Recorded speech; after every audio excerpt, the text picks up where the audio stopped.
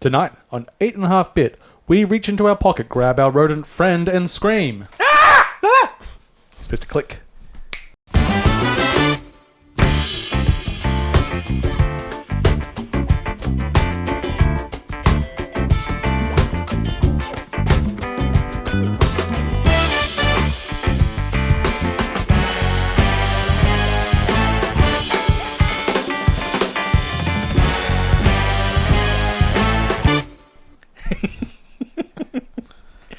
Audio's nicely peaked. Welcome, friends of all designs, to episode 301 of 8.5-bit. And, of course, the games referenced in the show's intro were Shovel Knight Pocket Dungeon, Guardians of the Galaxy, and Chivalry 2. And those probably aren't the three biggest ones we're going to talk about, but who cares? There's a lot of games. List. Yeah. Merry Christmas, all you little Yeah. munchkins and elves and lollipop kids out there. I hope you had a fantastic Christmas. What's a lollipop kid? Well, they are members of the Lollipop Guild. Ah, okay, yeah. Yeah. They represent, but are legally distinct from the Lollipop Guild. Okay. And us now in a post-Matrix Resurrections game world. Is this going to be just a Matrix podcast? Have you seen it yet? No. We rewatched the first one because Amy hasn't seen it in ages, and she hasn't seen the others. Yeah, so we're going to watch them.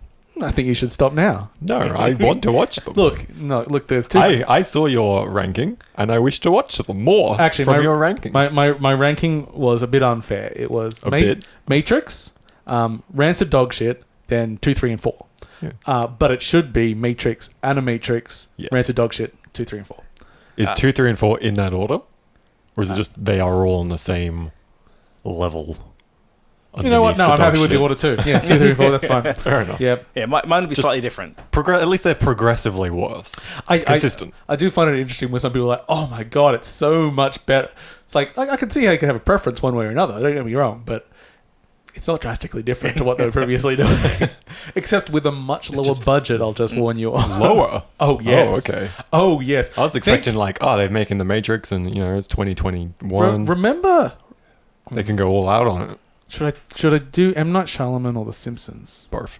Okay, so the film Glass, where you're like, they're definitely going to get to the big fight right, and it doesn't.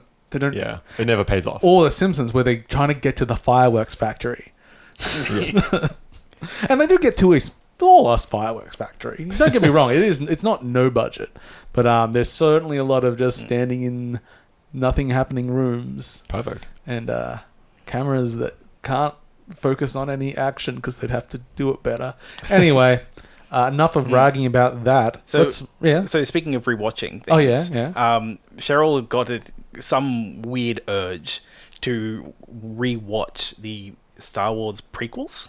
Yeah, I do that. I do that whenever I'm sick. Yeah. So to feel better. So that's the only way I can tolerate them. I do like it. We watched the Attack of the Clones last night. The best one, yes. Which I have always thought of as the worst one. Oh. No. And the reason is, like, when I last tried to watch it, I got to, like, the rolling in the grass part. And then kind of noped out. It's the best one with the worst bits. Yeah. But I have to say, actually, after rewatching it, it was not as bad as I remember it. And I think because, like, in the context of new Star Wars... At the very least, I'll give this a prequel trilogy. There is consistency between those movies. Yeah, like they are three movies that go together. As a trilogy. And they tell a story. It delivers a shit story, but they tell it. But they do... It's a story throughout all three. Yeah, because it's like, whilst I don't think the character arcs are justified and they don't do any of that stuff, it is like, there's no vast change between each one. It's they are pretty consistent. It's consistent. Yeah. Which is when it becomes hard to pick a best and worst, but... The second one has the most camp and sort of the most fun, I think, even though some of that fun is very stupid. I mean, it's kind of like how I don't like Raimi's Spider-Man trilogy, but out of the three, I love 3 because that's the one where they start having fun, and that's apparently the one that other people think is not good. They were making a joke with Emo Spider-Man. Yeah. You just didn't like it. It was a funny joke. Oh, yeah, I liked it good. Speaking of, I saw the new Spider-Man too. That's a movie. So did we. Yeah. Yes. It is a movie. Yeah. Here's my entire review. it is a Marvel film, no matter what anyone tells you. Yeah. So take that. However, I liked it. It was fine. I enjoyed it. Yeah. I had a good time with it. Yeah. It's just because with Marvel films, they pre-create the fight scenes, and then they It's that, build studio down in Melbourne that does it. and then they build the movie around the fight scene. Yeah. I don't know if I felt that about this one. I mean, it probably is still true, but it didn't feel like they were shoehorned in as such. I think what it was, the one I really felt it was the last Thor movie, where it's like fun romp, Marvel movie. Yeah. Oh, I thought it was just like everything that you were on the Jeff Goldblum planet was like them doing what they wanted, and then whenever they had to go back to like the main story, Back to the MCU. That stuff was just like Gotta put in that superhero fight. Yeah. No, we don't need that. No, the worst one was the Black Widow. That film was Trek. Anyway, we're not here for superheroes and all that. Although Guardians of the Galaxy was in your games list. I do have. It's true. I do have a Marvel game in there. My sister, who's a horrible person, I was talking to, saying, "Oh yeah, I'm going to go see Spider-Man yesterday." And even though like I know all the rumors and everything, I actually haven't had anything spoiled for me. To which her response was like, "Oh well, this happens." Wow. What? Who does that? Why would you say that? Who does that? And her defense was, apparently I hadn't finished my sentence when she started speaking. So not only did she spoil you, She interrupted talked you. over you. Anyway, before we get into the games and the news and all that, it's Christmas time! Yay. Ding, ding, ding, ding. And we all know what that means. The tradition, which I've never done on the show, but here it goes. Oh dear. presents! Here comes Christmas Rat! Okay, Christmas Rat. only video viewers get to see my beloved. He's always in the background of the show, but you Christmas never Rat see him. is- I was about It's to say, fantastic. I hope Paul didn't give us copies of Anthem. Christmas Rat with his beautiful sack of fruit to give all the children. Yes, my pride and joy. Greater than my dogs, greater than my son. It's my weird, creepy Christmas rat puppet.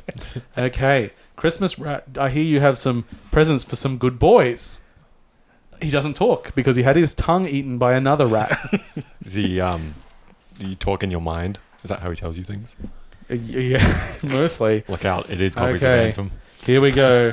James, All right. Christmas Rat has a present for Oh, you. thank you very Be much. sure to rub his head. Oh, thank you, Christmas Rat. Oh, yes. Under the chin. Oh, no.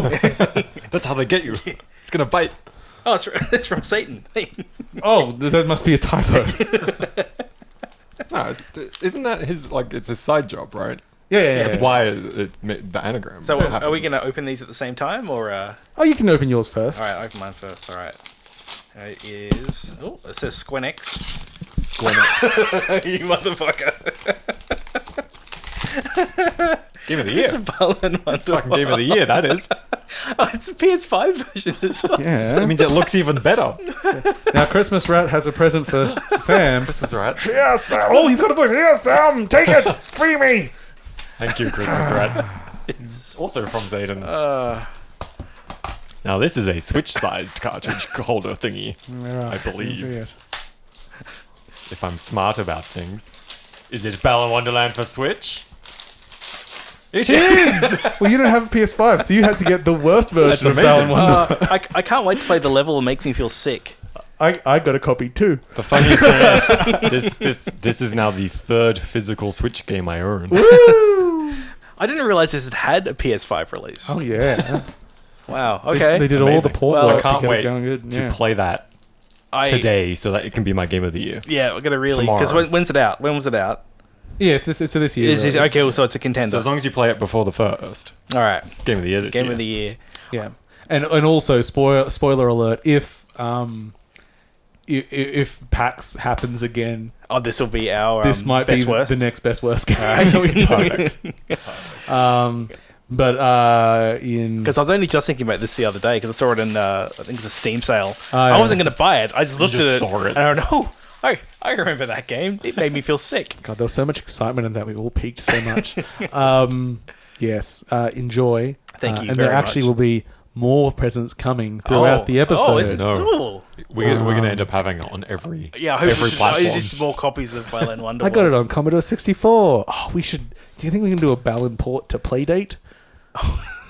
Over 80 I am different keen to make costumes. something on Playdate. So good.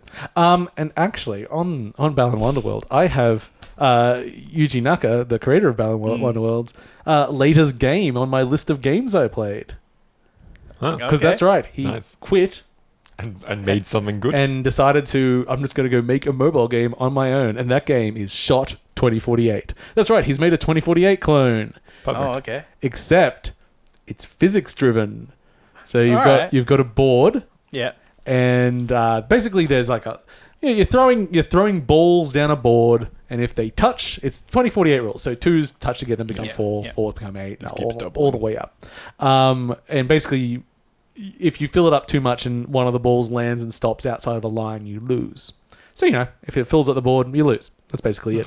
It works. Doesn't look great, but it works. It's fine. Whatever. You get that sort of fun RNG you get out of a good thing. But it's full of ads. So many ads every which way. Every time you get a 2048, there's another ad there. Yeah. Oh, you've got a multiplayer ad. Here you go. Was there at least a way to pay to get rid of them? No. Why would you do that? Especially on Android, it's like, I don't really see anyone do that anymore. It's like, pay for content maybe, but it's like, people just use ad blockers. Anyway, that's all I really want to say. He's gone from making Sonic and Knights into Balan Wonderworld, that destroying him, so he's come back with 2048 clones. It's all released on the same company where he did like Let's Tap and stuff, but it is just him that made it. Okay. But anyway, you can download it for free if you want. I mean, I did play it for like 15 minutes, which is quite a long time for Paul with a mobile. That's a number of ads to watch. Yeah. Whatever you want, 30 seconds? Yeah. Not quite that much. It's not quite that bad. It's it's just such a weird thing because it's like it has so much RNG in it where balls land. It's half pachinko machine. Yeah. It's like, I'm going to get this. Because 2048 is strategic. Yes. But do you get your chains? Yes. Yeah, sometimes you get amazing chains. You get better chains than you get in 2048 because you have balls that can because they're not just moving around. They're not just flat. They hit when two of them combine, they pop up in the air, so they can pile on top of each other and all sorts of things. So you get a lot of RNG in it. So it makes you feel good sometimes, but it's not. It's like Peggle feel good. Yeah, sure you aimed that first shot and thought maybe the bounce will do this, and beyond that, it's pure luck. Yeah. Nice. Which is great. Okay, so big times, end of the year. Everyone's doing their game of the year. We will be doing a game of the year.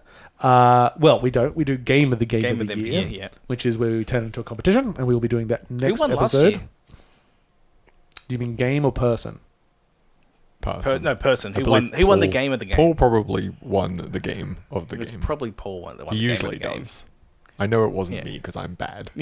Game of the year 2021. Did I have? Oh, that's probably not. Probably needs to be an Excel sheet. That's not. There's nothing in this document. Where'd it go? What the? This is I don't know. It'll be somewhere in some Let's Excel just say document. It was probably Paul. Yeah, he guessed a lot of mine. Yeah. Well, I mean, you did you have your Hades tattoo by then? I did, yes. Yeah, so it was. Oh no! I got my Hades tattoo on my birthday this year. Oh, okay. Well, then maybe it was up in the air. But last year Hades won, I believe. Yeah. And yes. Anyway, video games. We'll be doing that next time. And I was going to do a oh no. Nah, I'll save it for then. I've got some bonus points this year that only you guys can win because I've set them. So, bonuses. We'll do that. Well, yeah, it's fun. It's fun. Everyone has a game. You get 50 points if you legitimately put Balan Wonderland on the list. It is on my top 100 currently. I think it's sitting at 96. That's pretty good. Yep. Any What's guesses below it? Any guesses what 100 is? No idea. Because it's got to be a bad game, but it also has to have baggage to get to 100. Yeah, it's 12 minutes. Oh yeah. Oh, because fuck that game. But that was really fun to hate on. Yeah. Well, that's the thing. Being that the bottom of the list isn't worse. Yeah. The bottom of the list is actually some. It's harder to figure out those ones, I'd say. Yeah. I'm like, that's it because it's in the middle. It's like the 60s to 80s where I'm like, meh. I don't know. I don't even really. I know I played it and I had feelings, but I don't know. Whatever. And I do find it funny because I do my game list and I used to do a top 100 films a year. I don't watch as many movies as I used to. And I'd post it like publicly on Rotten Tomatoes forums. Right? They go like, how could you put this at like 50 and that at 60? I'm like, because they're all like a 6 out of 10. I don't give a shit. Yeah. Like, how did you have such strong feelings about this? Yeah. Which is why I always love anyone's top list. And people get so passionate about it. It's like, who cares? It's entirely subjective. Why do you care? Subjective, and at a certain point, other than making a statement with your very tops and very bottoms, everything else is just, we're including you. Filling the list. We've got the gaps to fill. Okay, shall we talk about some video games? Sure. Why not? Okay. Well, since we started with Marvel, and it won't take very long, I'm going to talk about Guardians of the Galaxy, which I picked up on the Epic sale. So I'm going to spruik Epic for a second here. Epic do their sales, which are normally decent discounts, but they also do their coupons on top of it. So it meant that you can go and buy, it's probably still running while this episode first launches, but not by many days.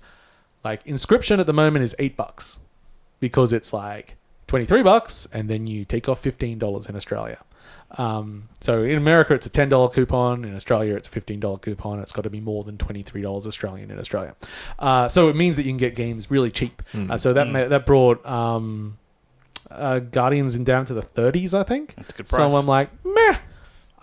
There's been lots of people talking about it. Surprisingly good, and I have poor self-control right now. So let's give it a whirl. So I made the mistake when I first saw that game that I thought it was like some Avengers spin-off.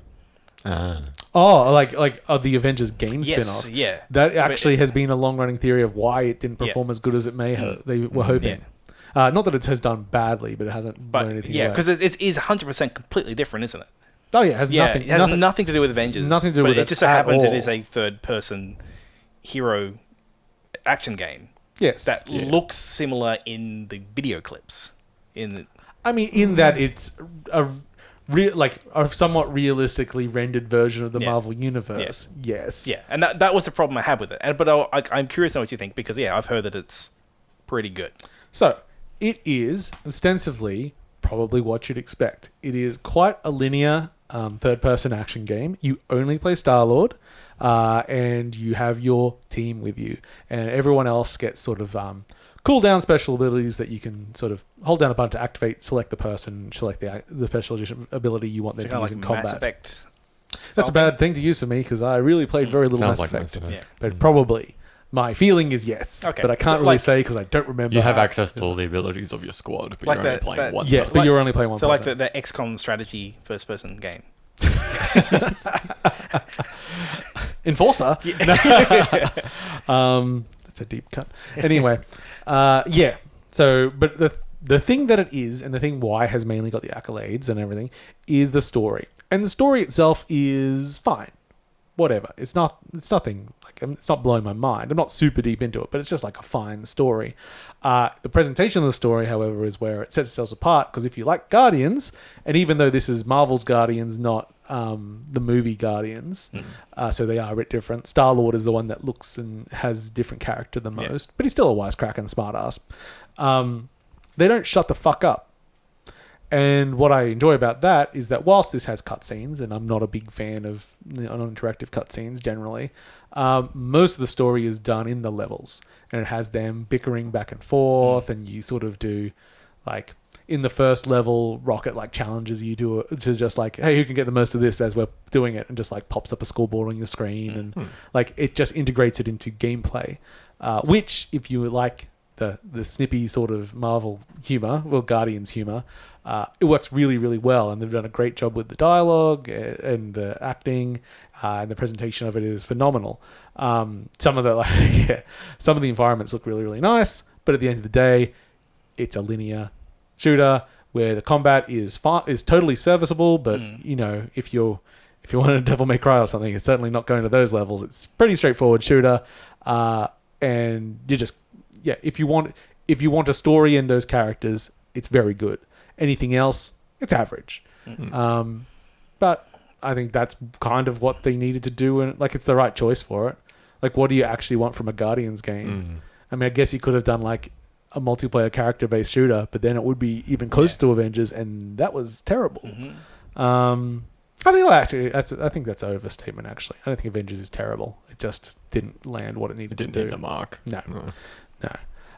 So Guardians is fine, especially when you get it cheaper. I mean, even on PlayStation, it's been on sale a few times already. So yeah, pretty cool. Okay, now what have we all been playing? Have we all played some Shovel Knight? I haven't yet. Sam hasn't, and Sam is the one that I feel will be most Shovel Knighting. Yeah, I bought it. I have it. I haven't opened it yet. Fabulous. Okay, so Shovel Knight, Pocket Dungeon, new spin-off of Shovel Knight. I did a review on Z Games, so I had to do some research. How many games has Shovel Knight appeared in so far? Far too many. I'm going to guess it's at least 10. Probably way more. So it's at least 20. Yeah. Which is wild for a character that isn't that old. So yeah, Shovel Knight had its Kickstarter game, which was really 4 games, which they put together into Treasure Trove, and it had a bunch of cameo appearances. But this is the second, like, real Shovel Knight game. Also not made... It is made by Yacht Clubs, but it's mostly made by... something 2D. What was his name? Anyway, a solo developer actually it was sort of the base for a lot of it. Yacht Club helped out probably with the art and everything, I'd assume. Yeah, it was still collaborative, but so Falling Gem puzzle game. The end. Moving on. And it takes more of that sort of Mr. Driller or Yoshi's Cookie or something like that, where you are on the board itself moving around. So that's why I knew I'd like it, because I used to play a lot of Mr. Driller. A lot. And when you bump into something else, you attack it. So if it's just dirt, you just destroy it. If it's an enemy, you attack it, but it also attacks you. So you've got health. And you can't just keep attacking or you'll die. So you've got to attack, back off, get a health potion, then go back and attack. And anything of the same type touching it, the other ones will affect all of them. So, you get your big chains and everything going on. And I don't know where to go from this point. Well, because we had pretty different initial things, thoughts on it. Because the word you used before was the thing that kind of threw me when I first played it, which is calling it a puzzle game. Yes, now, which I 100% stand by. Oh no, I do think it's a puzzle game. I don't think it's a very good puzzle game. Because for the kind of puzzle game that I want, and you'd say like Mr. Driller. The thing with Mr. Driller is it's not a roguelike. No. It doesn't have like. But aren't all puzzle games all like the endless sort of puzzle games roguelikes? No. Why not? Well, why are they? Isn't Tetris a roguelike? You play till you die? No. I mean, if you want to be completely technically, reductionist, almost everything we call a roguelike isn't a roguelike, but I mean, I guess like, if you want to roll a die and lose on a 6, then yes, I guess technically that game is a roguelike. Yeah. I guess. Roguelike isn't just infinitely repeating patterns. Yeah. Yes. I also think roguelike is a generous thing to call this. I think it's a pretty standard puzzle game. It pulls it. It's the roguelite light element. Yeah, we'll change it to light just to save. The main progression in it is unlocking items that are rolled into what can randomly drop. So it's like, you go to the guy, unlock the thing, and then when the next time you play it. Now, for me, what I like about puzzle games, and say something like Mr. Driller, is you're just in the zone. There's no, you kind of, it's a very, you understand the rules. You don't have to think about it too much. It's a contained system. Yeah. And as soon as you start adding in variation of having to mix up what does what. Lots of puzzle games have power-ups. But not, yes, I'd say they have, but they won't have, 100. Yeah, but also most of them aren't this expensive. No, but I don't care about the money. I'm saying that it gives you more player. Option. I think what they've done is counter to what I personally like about puzzle games. Yeah. And so, and the reason I had the expectations is because when you start the game, it says, okay, what mode do you want? Do you want I think they call it a roguelike mode or puzzle mode? And that to me set up the expectation of, okay, so I can play as a puzzle game. But the problem is, if you choose that puzzle mode, it's not a particularly good puzzle game. So I think the actual difference between those two modes is it's very small. If you die on the board in roguelike, your run's over. Yeah. If you die on the board in puzzle mode, you take a penalty and you respawn. Yeah. So it's the same game. And that's kind of a bit weird. And if the board fills up, your run's over. And that's kind of the problem. So they should have just called those easy and hard. Yeah. Well, they are slight. To me, it felt a little bit.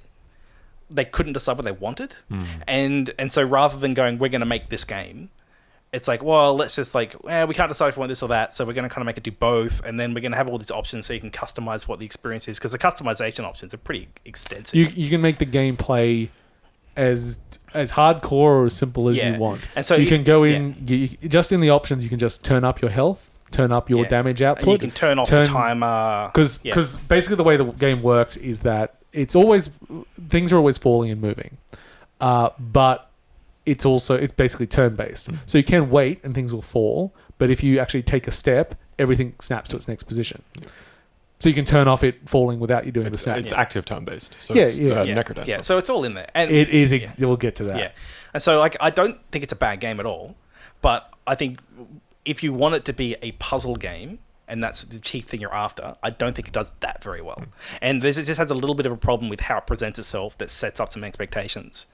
That's like, I probably wouldn't have done that. That makes sense. But yeah, it is a good game, though. Like, I have enjoyed it. It's just, I had to get past okay, this isn't the puzzle game that I think it is. So it's exactly the puzzle game I thought it was. But also benefit. So most Shovel Knight stuff, cracking soundtrack, really, really good. So here's the opposite thing of it. Like, so you can make it just a turn-based puzzle game. You can play it normally, and I play it as a beat game. Now there is no benefit to playing it as a beat game, other than the fact it feels really fucking good. So yeah, Crypt of the Necrodancer is exactly. You just landed on why there's a lot of games I play with music in the background. Yeah. I play a lot of games as beat games that should not be beat games, including things like Overwatch. So because one of the things, so most of the enemies are taken from Shovel Knight, and they all have their own basic moves. Like one of the basic ones is a knight, and the first time you attack it, it lowers its shield in that direction, which means your first attack is kind of like priming where you're not going to attack it from. Then you've got to shift around and attack it elsewhere. So it's learning enemy patterns as well as grouping things together to attack them. So it gets very much into that Crypt of the Necrodancer. Like the puzzle is working out how to move through this board and how to get the enemies grouped together, because you want them grouped together as much as possible, get as much money, because you can get those things that you unlock because stores disappear.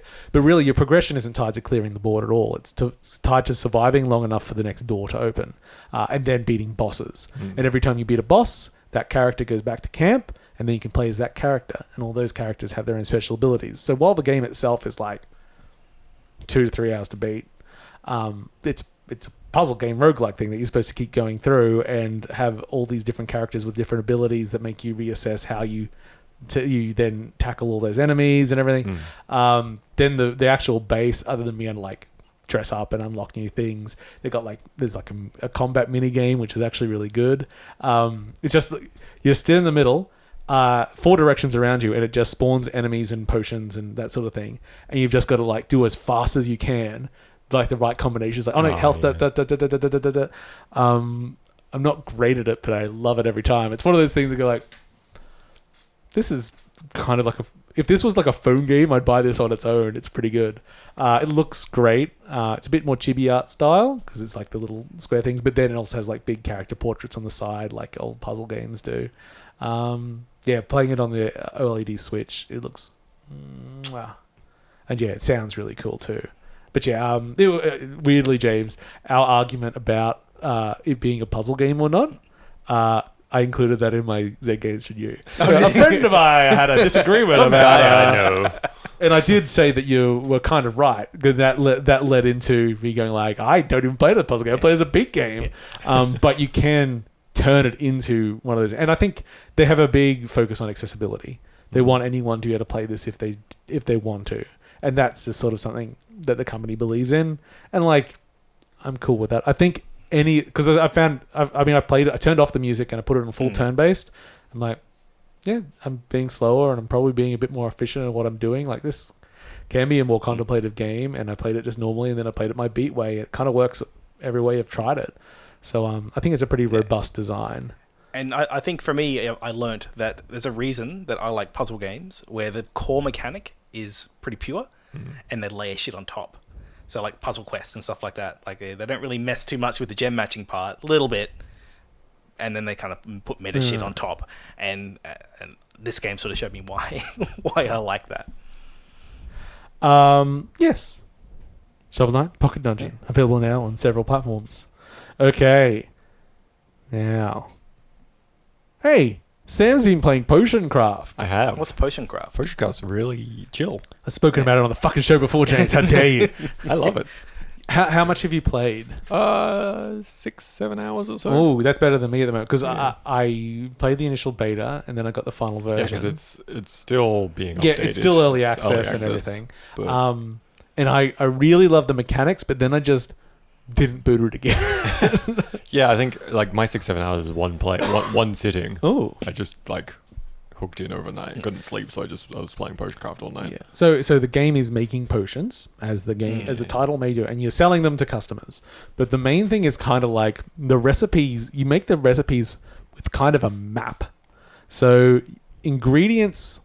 Okay, this is weird. You got a way to explain? I think so. Yes. Okay, you go.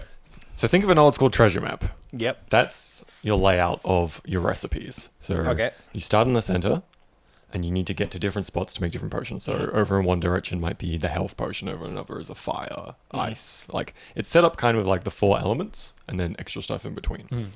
Every single ingredient you add to the potion draws a dotted line in a certain shape. Yeah, it says this ingredient will take you kind of northwest with a little wiggle in the middle. Yeah, so there's like you put one ingredient in and it does like an S shape. So it's pipe dream. And there's an X. No. So the more ingredients you add, you're building the trail that you move along to get to the potion you want to make. And here's the complication on top of that. The methods you do, like stirring the pot and everything, will affect like how long along that trail you're going. So what the hell is this game? It's fantastic, is what it is. It works is quite really difficult well. to explain. It is hard to explain. Yeah. Basically, ingredients are paths, and you put the paths together. And how you process the ingredients will affect the path, and you put the paths together to get to destinations. Now that map also has things that if you hit, you'll fuck up your potion. So it's like you got here and everything. So you're kind of routing around obstacles. Yeah. And then you might get ingredients that can give you a more efficient path or anything like that, and more powerful and everything. And then you're making those potions and you're selling them to people and continue the thing going along. It's kind of like a puzzle game. It is. With contained rules.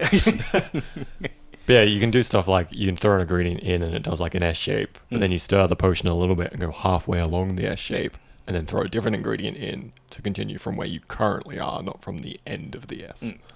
And then you can like tip water in to pull you back towards the center. So you're kind of like navigating this map by using various ingredients. So it's really cool. Well, all right. So by a customer using come it in along the and be like, mortar hey, there, I need a healing and moving potion. that along to there. I'm showing James some. All right. Okay. So here's the fun bit, James. Yep. When you've done a potion, you can save the recipe, so you don't have to redo it every time. You just hit a button, you make it. Yeah. Okay. But it's a game about optimization. So you can figure out a way to make your potion with the fewest ingredients. Yeah. All right, now I'm with you. And then you optimize it. All that'll happen if and I then play there's haggling. And then you haggle. I just remembered the haggle because it came up with the trailer. Haggling, that's right. So Yeah, can I get fun. stuck on the first potion? No. Optimizing it? Nah. Oh, no, because you won't have enough You have options limited yet. ingredients to Okay, start with. yeah. So like every day you can collect more ingredients. Or you buy them from people that show Because I think up. there was like one of the Zachtronic games. I don't think I got past like the third. There's no level, like, there's 'cause, no like, like I you have have to to- optimize it to continue. Yeah, It's there's none of that. natural Yeah. progression. Yeah. And at the end of the day, you run out of customers. Yeah. You still have ingredients. You can just play around. Yeah. And just make whatever you want and, Yeah. and have potions in reserve. All right. That's cute. It's very cool. It's a I really nice do little actually want to alchemy get back to it. crafting Yeah. thing. Yeah. And what's that on? It's just on Steam at the moment. Yeah. I don't think it's on any other I don't think platforms. it's on anything else Yeah. because it's early access. Yeah. It's very cool. Potion craft. And it And is I'm looking forward to Steam Pretty Deck. one of those numbers on my top 100. Top 100, yeah. Yeah, doesn't help with the top 10, but yeah. It could be somewhere. Okay, what other thing? So yes, potion craft. It's cool. Okay. We'll get to that all eventually. I have not quite completed, but mostly played through the Gunk. So Image and Form. Is that they're the SteamWorld Dig developers? But And I was not set in SteamWorld Dig this time, right? No, it's their SteamWorld first universe. non-SteamWorld universe game, which was kind of good. It was like, hey, we're going to do our first 3D game and we're getting a new IP when we do it. I think it is like maybe some co-funding from Microsoft or something. I'm not sure. They just kept it all separate. Basically, you're this character, Rani. You and I can't remember what your partner's name is, but you're scraping by the edge of your teeth in the universe and you're looking for something to get you your next score, and you land on a planet because there's an energy reading, and there's some gunk there. So big masses of shitty blobs, and you've basically got a vacuum cleaner on your arm, and you can suck it up. And once you suck it up, you realize there's all this energy in the planet, and this will be our score, and then it keeps going. So I was very interested in this because I really liked the developer, and I wanted to see how they went with 3D. So mixed results. The game looks very, very nice. Their third-person movement and everything, extremely good. Very competent. Their game, boring as all fuck. Their level design, boring as all fuck. Now let me qualify. It's one of those. It was, one of those ideas. Clear an area of its corruption, and it goes, and suddenly everything's nice and growy and beautiful. And that's all looks nice. The actual visual fidelity of the game is really nice. The designs of the characters are pretty cool. But also, everything is just a set of linear corridors. And it never really changes from that throughout the game. Whilst I have not finished it, I think I'm like 20 minutes away from finishing the game. Like, I'm right at the end. I just haven't had time. And it's one of those games where you're like, I'm walking along a path, split here, which is the wrong path, so I can go collect the thing. And you walk down one and you go, oh, fuck, this is the right path. This is the way I was supposed to go. Yeah. And that design sucks. It just sucks. It's not fun. And you just go, okay, I walked into a new area. There's no story or dialogue or anything interesting to find. It's just, I got some more resources here because you can do some upgrades. And honestly, I really need to grow out of this whole idea of needing to collect things, because the upgrades the game is so easy. You don't need any of the upgrades. It's fine. Sucking up the gunk is pretty good. The gunk looks cool, big blobs. But also, it's there's no physics attached to it. So there's a big pile of gunk in the middle of the room, and you suck up all the gunk on the bottom, and then the top stuff's just hanging in midair. Oh, like, no. Okay. Doesn't really feel very gunk-like. Like a weird terrain editor. Yeah, like you want it to be sloshy or something. You do eventually get gunk that moves and that sort of, but it just moves in a set pattern, and you just go and stand in front of where it's going to go and use your little vacuum cleaner so it sucks itself up into you. And as a person that likes vacuum cleaner games, Luigi's Mansion, one of the things that you really got to do is you got to make that feeling of sucking up stuff good. So Luigi's Mansion just has all this incidental movement of everything around you. Nothing that isn't suck-upable even really reacts to your vacuum cleaner. The gunk only. Yeah, only the gunk really gets it. And there's a bunch of materials in the world. And that stuff's kind of cool. Like, there's especially like big chunks of metal. You go, and they break free and go chung, chung, chung, chung, chung, into it. That's great. But all the grass around them and all that stuff doesn't do it. And whilst, like, that's kind of... It's one of those things. It's not necessary for gameplay for them to do that sort of stuff. But it does give you a cool sense of feeling. And when you're going to be doing a repetitive action all the time, you kind of want that to be as cool as possible. So yeah, the game's very straightforward. It's got dungeons, but they're normally walk to find the button, push the button, now go through the door you opened. Like, no more complex Very than old that. school level design. I had and semi-spoilers, I won't give any details, but I basically get up to the big main boss. And like the boss fight starts, and I go, oh well, there's a bunch of walls here. I see he's about to do an attack, so I'll stand behind the wall. Great. There's something yellow on the other side of the arena here, and everything in this game you want to do is color-coded yellow, so I guess I'll go over to that. And the only thing I have is my vacuum cleaner, so I'll use my vacuum cleaner on that. So 10-15 seconds after starting this boss fight, I finished the boss fight, because you escape. I opened an escape hatch. That's what the yellow thing was. I didn't even know what it was. I just pulled it, and then the cutscene started. It says, oh, I can't do it, he's too strong. I'm like, is he? Didn't even fight him. Neither of us have even taken a hit yet. This is That's how strong he is. Yeah, it's just such straightforward, simple design that I got past the thing without even. This game has scanning. You want to scan everything. You just unlock more things to do, which again you don't really need to unlock any upgrades, but you get it from scanning things. Like, I didn't get to scan him. I didn't get to scan anything in that room. The fight's over. Oh, damn it. Yeah, it's okay. The story is fine. Like, it's really competent on Game Pass. The whole thing is probably only about 6 hours long. It looks very nice, but it's very simple. So, yeah, I would say there are much better choices to get into. It's a good show for that they can do 3D movement and 3D art, but not a good sign for game design and level design, which is a bit of a pity. Okay. What you've just made me realize is we need a Luigi's Mansion with PS5 haptics. I played Luigi's Mansion in an arcade in Japan. Oh, and that's amazing because they've got a big... They're like the mass... You have the whole controller. And it's got like a huge like pneumatic... so anytime something goes into it, it goes clunk and actually is quite physical in your arms. I miss those types of things. That is... like the point-blank guns, the actual feedback on them. If I twirl rich, I would get a point blank. Oh yes, like point blank definitely. machine and a DDR machine. Things that you just they're just not the same if you don't have the real thing. Yes. So before we get into big news, let's do one more game because we have a shitload of games to talk about. James and I did some screaming the other night. We did. Because also of Epic's Game Store deals. Chivalry 2 was down to $25, I think it was. Yeah. Yep. Cheap. And I really love Chivalry, but I'm like, I'm a guy that plays 100 games a year, and I'm a father, and I have a full-time job. Do I have time to get into multiplayer bullshit again? And the answer is yes. If it involves screaming. Yeah, Chivalry 2 has its dedicated scream button. And what I love about the voice work in Chivalry 2 is that you do not have like a manly, awesome battle cry. You're kind just of some peasant dude. just a dweeby peasant. I think so. It says, "This is my first day." Chivalry 2 is the funniest game since Chivalry 1. And I love in the tutorial you were actually lobbing off heads. Yeah. You are murdering people who will murder you while you learn how to do combat. I mean, I don't know who those people volunteered or whatever, but yeah. So Chivalry is a medieval combat multiplayer game. I think now is 64 the biggest player count of the levels we were playing? That sounds about right. Yeah. So pretty big maps. In fact, the maps, one of the cheeses, they are big There's now. some huge ones in there.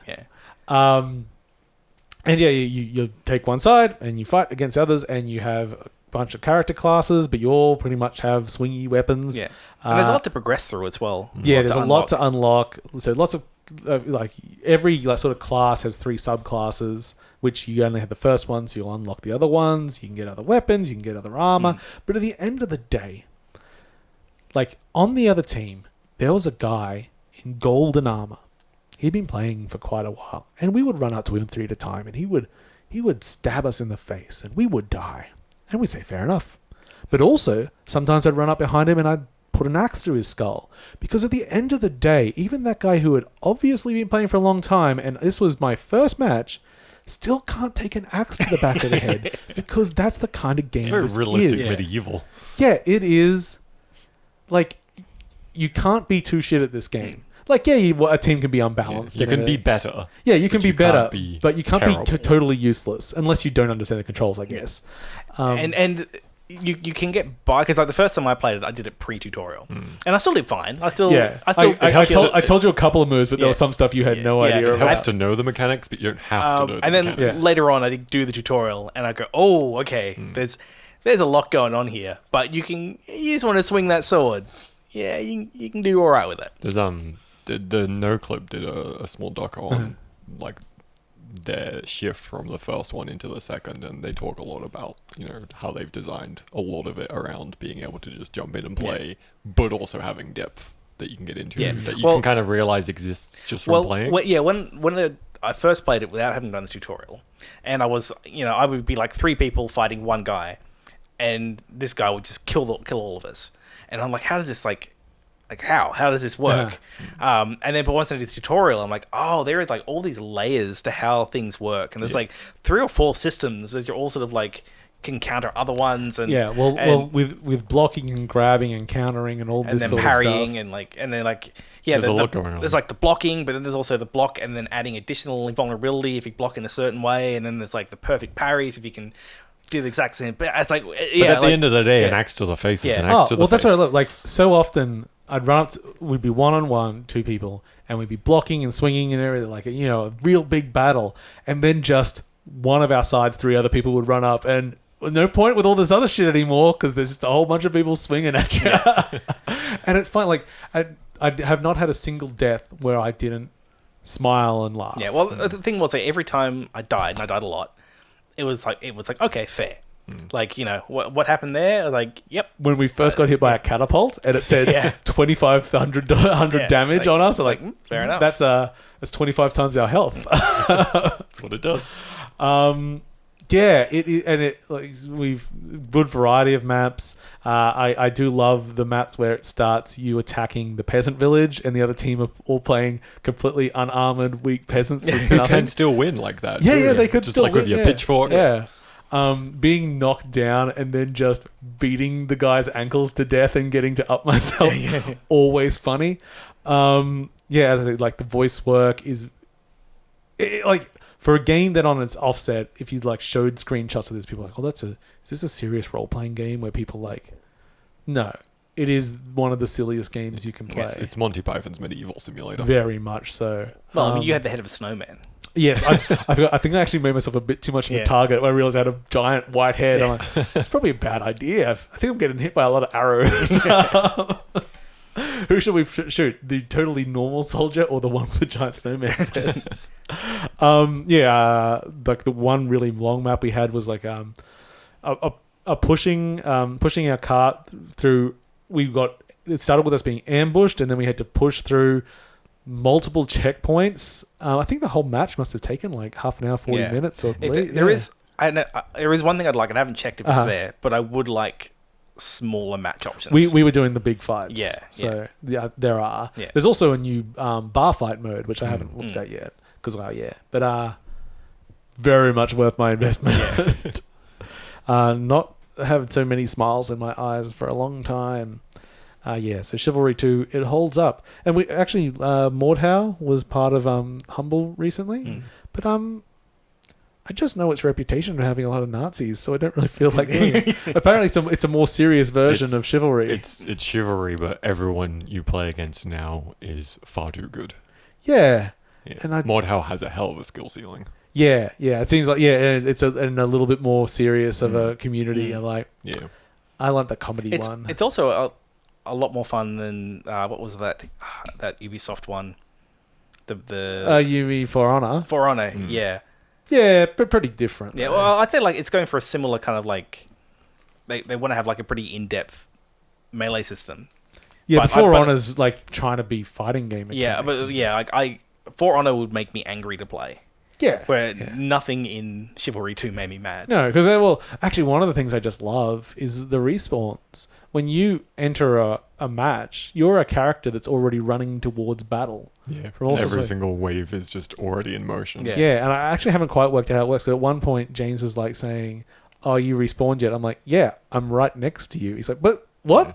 You weren't there a second ago. It's one of the other things they talk about in that documentary is just all the little balance points between respawn waves and making sure it all you're always in the action regardless of how or when you respawn. Yeah, it's quite phenomenal. Yeah, they've done a lot of smart tech. Really good audio design too. I should watch that documentary. No Clip do good stuff. Okay, let's talk about some news. Time for the NFT bros. NFT bros. We spent so long trying not to be, and now we're forced to be. We won't hang on it too much this time.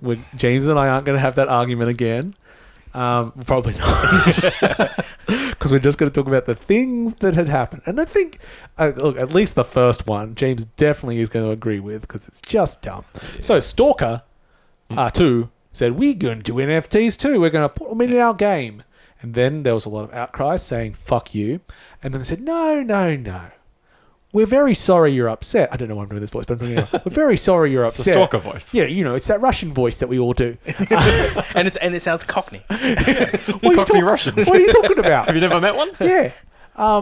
We Vlad. We're doing them anyway, but we're very sorry. And then 20 minutes later, they deleted that comment and said, "Oh, we're not doing it at all. Very sorry. We're extremely sorry." But with a little bit of passive aggressive, like, well, I guess you'll miss out on the benefits that we were going to give you. Here's what their NFTs were. You could be. They use the term metahuman, which is always cool. So you could be the first metahuman in a game, which meant they would scan your likeness and make you an NPC in the game. And the other things they were going to do was, you could get your name scrawled on a desk or something like that. It's Kickstarter rewards. Yes, these are things that are sort of finite things that are given to you. Like you get the NFT, and then they give you this product. I don't know if anyone's explained to them what NFTs are, but this is not what they are. Because, I'm not sure how this works. Yeah. You can't trade being an NPC if they've scanned your likeness and made you an NPC. Yeah. Yes, the benefit of it being an NFT was nothing. Other than, I guess they could have had a quick bartering period before it actually happened. I guess. By this like stage. A month where People can trade them. We call that an auction. And you can do that on many platforms, including text if you really want. It's not that hard. You don't need a big infrastructure. Anyway, Peter Molyneux's in the news. He's got Of course, he's the one. I knew it was going to happen. Yeah, of course it's him. a blockchain NFT game coming Entirely. out. And it sounds Yeah. so interesting, doesn't Yeah. it, Paul?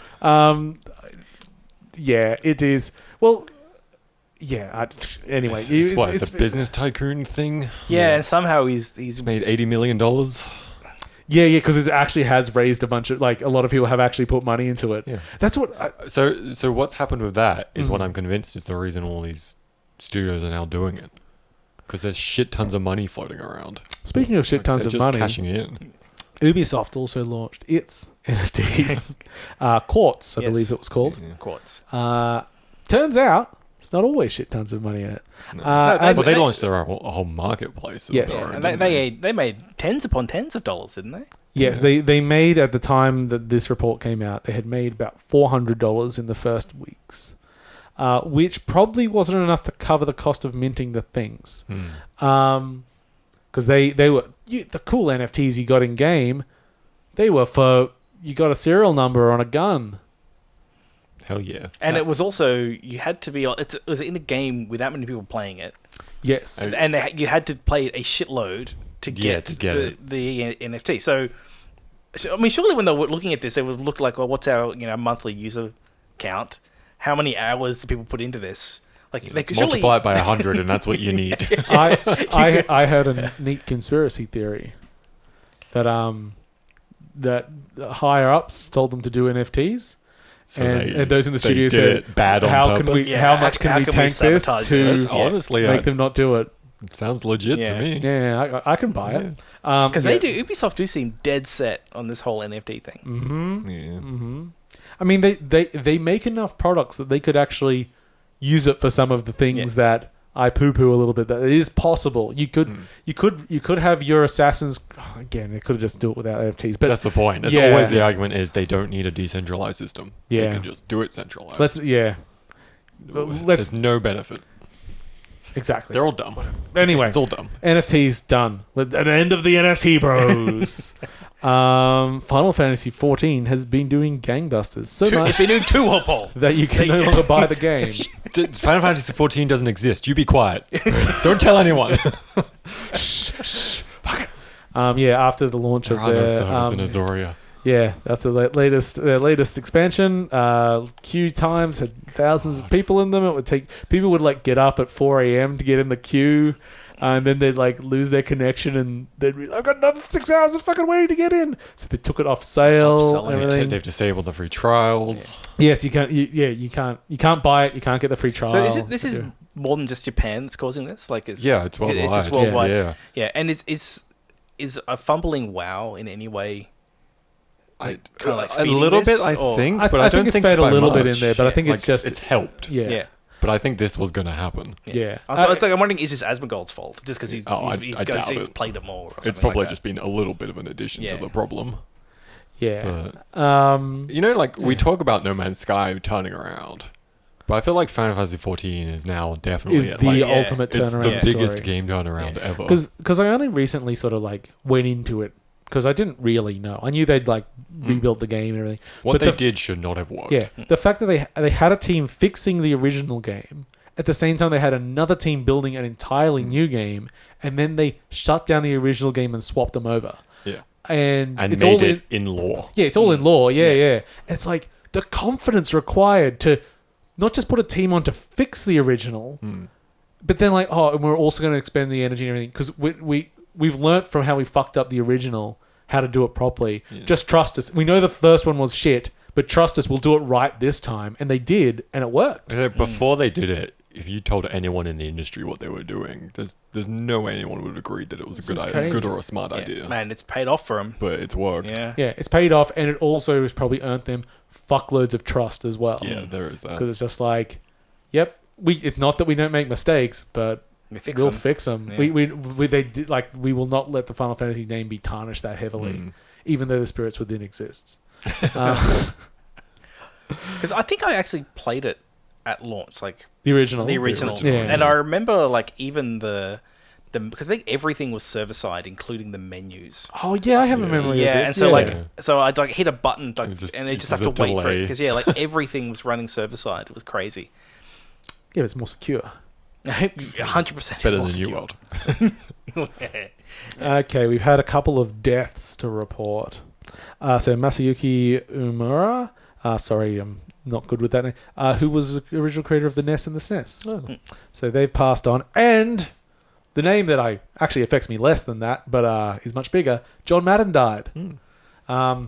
All elderly gentleman who's never really had anything to do with the games, but his name is so synonymous with such a massive part of the industry. Well, to me, their name's a bit like Tom Clancy. Like, you know, it's just sort of... Oh, yeah. No, Tom was involved in every game. It's recognizable. He's still involved with them to this day. Yeah, he is Ghost Rider. That's all I got, sorry. Yes. The next line just says, pedo VP. A VP for Sony got caught on one of those To Catch a Predator shows. Came out, wasn't he wearing like a PS4 shirt or a Sony shirt? I didn't see that. I saw the video. It was a PS5. It was a PS5 shirt. Oh, Lord. Oh, it was like awful. they got him. That is Good promotion marketing. you cannot pay for. Yeah. He's gone. Yes. Yeah.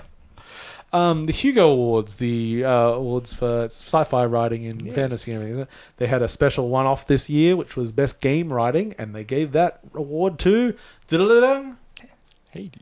Hades, that's right. A game that nobody here likes. Yeah, what a terrible, terrible game. Yeah. It was weird what something... Like, one of the other nominations was Animal Crossing, which is interesting, because it's like... As far as game... Like... It has the English translation at least has very specific style of writing. Like I've heard like them do rants on more like a C-, Paul. Oh, exactly. Like the sea bass is like they have a certain tone of terrible joke they tried to hit in it and everything. Yeah. So it's like it's not that you can't make an argument, but I really just don't think about that game when I think about good writing. No. But yeah, congratulations Hades for that. Deep Rock Galactic, one of my favorite games, is launching on the PS5. And to go along with that, if you are a PS Plus member, you get it for free next month. Is that cross-platform? No. Okay. I think it might be cross-platform Xbox PC at the moment, but when I checked, it wasn't, because I wanted to see if my progression would carry over. Now, will that have any of the DLC? Because it's got a shitload of DLC, doesn't it? No. Okay. So everything in Deep Rock, the only DLC that exists is costumes. Okay. That are just basically they release them like once a year and say like, if you're a supporter, you can give us $10 more, and I have almost all of them. But all content in that game is just part of the game. It was all free updates. Okay. Yeah, and they are very committed to never changing that. Yeah. So sometimes I feel like making such statements can really like put you in a corner sometimes. Yeah, it's like, but what if they want to? Yeah. But also, I mean, at a certain point, because you got to make a different game then. But also, it's one of those things. I think they crossed 5 million sales, and it's a small team. And I think at that point, they're like, fuck it. It's like the Valheim team. We don't hear from them much anymore, but they can do whatever they want now. They don't have to charge anyone for that game ever again. They could just give it to the rest of the world for free, and it wouldn't matter. Because I think they might have been maybe even up to 10 million. They've made their money. Many times over, yeah. So yeah, Deep Rock there. So that brings us to the big news, which was I think a day or two after our last show. The Game Awards happened. Yay, the Keeleys are here. Let's all celebrate by having an awards show where we quickly run through the award winners and then cut to another ad. Yay. That's what we like. I do find it the discussions on the legitimacy of the Game Awards I find interesting because they're not illegitimate as an award thing. They've got a voting process, and that's fine. But they exist as an ad-selling space. And if it were not that, they wouldn't exist. So, like, one of our friends, so a friend of ours is on the Returnal team, and Returnal won Best Action Game. And whilst, I'm cynical about the awards, like, we'll get to, like, the main winners or everything later. They still mean something. It's still, like, I immediately sent him congratulations because, like, it's a fucking massive platform in recognition of your work. Like, okay, let's just jump to it. Game of the year was It Takes Two. That's actually fine. Got no problem. It also won best family game. Discuss. No. Just no. So it did make me think that anyone that voted for best family game just saw, I recognize that game's name and I'll vote for it, because that is not a fucking family game. It's really not. It's like, I have my own reasons for not liking it winning Game of the Year, Yeah. but that's because I don't think how they judge Game of the Year is correct. no, I mean, the voting system, like the only real voting... All of the nominees for Game of the Year is fine. Yeah, like none of the, like, I think the only one I was like, no, was Ratchet and Clank. Because I'm like, I just thought it was a pretty average game. And It Takes Two has some really cool co-op stuff in it. It's like got real nice graphics. Like the technology behind it is great. The writing is abysmal, but that's just Yosef for you. But it's like, it's a game that has wild difficulty swings, so you're not going to play it with your kids unless they're slightly older and have decent skills. Some of the themes involved are a bit not The family. themes are fucked up. It's like what family are you playing with this with, where it's all happy and fun times? Dear God, yeah. Should not be that. But yeah. Any other awards that we care about to discuss? I'm still sad Deathloop didn't get the Voice acting. one. That was weird because Because what got voice acting? Lady Lady D from Resident Evil. Mm. I can't remember her name. her It was performance- fantastic, but it's such a small portion of that game. Yeah, it's well, and again, it's And it is because it was a cult hit thing. yeah, it's because it was meme worthy. Yeah. And that's not to say she did bad work, but her role was quite small compared to other people going on.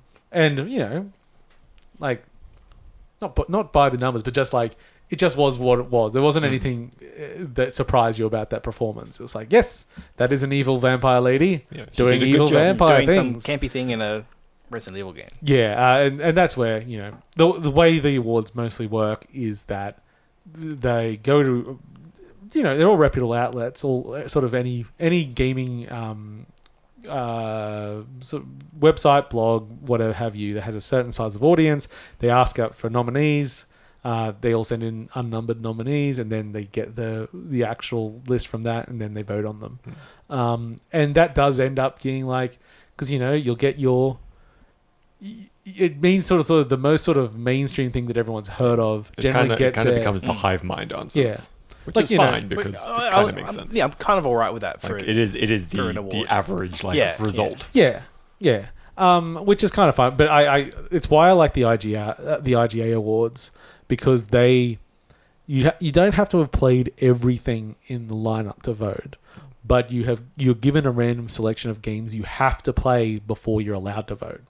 So it means that every game at least has a decent amount of people voting that have put hands on it. Because I think that's just niche games just very rare. Like Resident Evil was never going to win because it's a horror game, and just a lot of people just plain don't play horror games. But a lot of people, I bet It Takes Two would have been like a lot of people's like third choice or whatever. It's like, oh yeah, it was a good game. Yeah, I played that. And that being everyone's third would make it the top. Yeah, bubble up. And that's again, it's still a really good game, just shitty writing. And I'm not awarding many games for good writing. No, so it isn't really the media for it. No. But the real winners of the night, of course, us for announcements. All the announcements, yes. Because it is just E3 2. And that's what I'm there. Honestly, Christmas E3. Unless I'm watching this thing live, which this one I didn't watch live, I am always skipping through the award part just to get to the announcements, because that's really the reason I'm there. You barely have to skip the amount of times to go like, oh, they're just like smashing through the they'll do like awards. 3 awards in like 20 seconds, and like, okay, I'm glad I mean, it's nice to get a little bit of recognition, but at least showing someone's face would have been nice. But oh well. Okay, so I've divided this into things I care about or not. Let's see. Okay, this isn't in any order of importance. It's just like new things. So, a Star Wars game was announced. Star Wars. Oh, look at that. Hear that emotion coming through Sam's voice there. It's Star Wars with David Cage. Quantic Dreams. And this Star Wars is game. in, what's the name of the new setting? The High Republic? High Republic? I think so. I think it's I first. don't know if we know that for sure. Oh, I thought it wasn't. I thought they said I it was don't the know. first High Republic game. Maybe it is. But it's set in Either some way, it's ye completely olde outside Naboo. of all the other stuff. Yeah. Yes. Which David Cage can do what he wants. because I'm interested in High Republic. I like it. I don't know if the main movies are going to make their way into that. Is it? Yes, the first High... Yeah, I guess on StarWars.com, I guess that's probably true. Entered the Sounds first like High a pretty Republic. legit spot. Yeah. Yeah. Which I think I think High Republic is when there's just still lots of Jedi. It's like the peak of the Jedi Order. I saw someone complaining that there was no gameplay in this trailer. Of course there isn't. I mean, there's no gameplay in Contract. Whilst it is a cinematic, I bet the game looks like this. Well, I guess what I want out of High Republic is a movie. And so I'm basically getting that. Look, I reckon taking David Cage's writing and everything away from drama and into just space wizards might be what's actually needed. The issue is going to be, what thing can he find to thinly veil Star Wars on top of? Maybe there's a pandemic. Oh yeah, yeah, that might be it. Yeah. That'd be good. The Jedi pandemic. It's the midichlorians. So yeah, it looks Star Warsy. I actually bet, as much as I as much as I rag on David Cage, his games. Oh, it's kind of like Joseph Fares. It's like the technology and the actual construction of the games is fucking phenomenal. I still finished Fahrenheit. Yeah, I mean Fahrenheit's cool. I didn't finish Heavy Rain. Yeah, I've kind of enjoyed all of them, but I sort of fallen off them after a while. I just sort of got a bit bored of, and yeah, I did find Detroit's got so much awesome about it. I do just get really pissed off at his analogy to these robots are just like black people. I'm like, they're not. They are. Let's not degenerate black people to robots. There's no subtlety to what's going on. No. There's no Yeah. I know. I know a lot of people who really, really love Detroit and Heavy Rain and really got into them. The actual, think they're fantastic. The actual scenes and the construction of everything is actually really good. It just should not be allowed to write, which he's going to be under so many restrictions of this. He kind of won't be allowed to. Disney will be holding the reins, so I guess, Yeah, and I have heard apparently Disney's giving more leeway recently. They still have approval process. There's still limits. Yeah, there's limits to that. You're not suddenly going to, I'm actually kind of hopeful about that. Speaking of games we may or may not be hopeful for, Sonic Frontiers. Yeah. Yes. Doesn't that look great? Finally, that open world Sonic game we've all been after, with kind of more realistic environments. It reminds me of many fan projects I've seen. There was quite a few of them, isn't there? Yeah, and actually, that's kind of one of the things I think with 3D Sonic, and because of the way it looked, and it did remind me of a bunch of these other projects, there have been so many people experimenting with how to make Sonic in 3D and open world that they have so much resource to learn from. Everyone's prototyping but will they? Yes, there's lots of people prototyping for them, and hopefully someone on the team is paying attention. See, in a perfect world, every single fan game that's been shut down has had someone hired for it. Yeah. And now they're making this. Yeah. Together. They've all been pulled together. There's they've cultivated the ultimate Sonic team. The dirty dozen of the Sonic fan creators. There was a Wonder Woman game announced, but there's nothing in there. I can't remember who's making it. Do you? It's the Arkham Knight people. Is it? Yeah, I think so. Rocksteady? I think it's a Rocksteady one, isn't it? No, Rocksteady's working Kill the Justice League. There was something specific. I can't remember what it was. Yeah, this was a few weeks. Oh, Monolith's doing it. Monolith. Yeah. Yes. So Shadows of Mordor. Yes, that's right. Because they are using the Nemesis system. Damn. In a Wonder Woman game. I hope they're using the Shogo Mobile Armor Division system. Is that the same Monolith?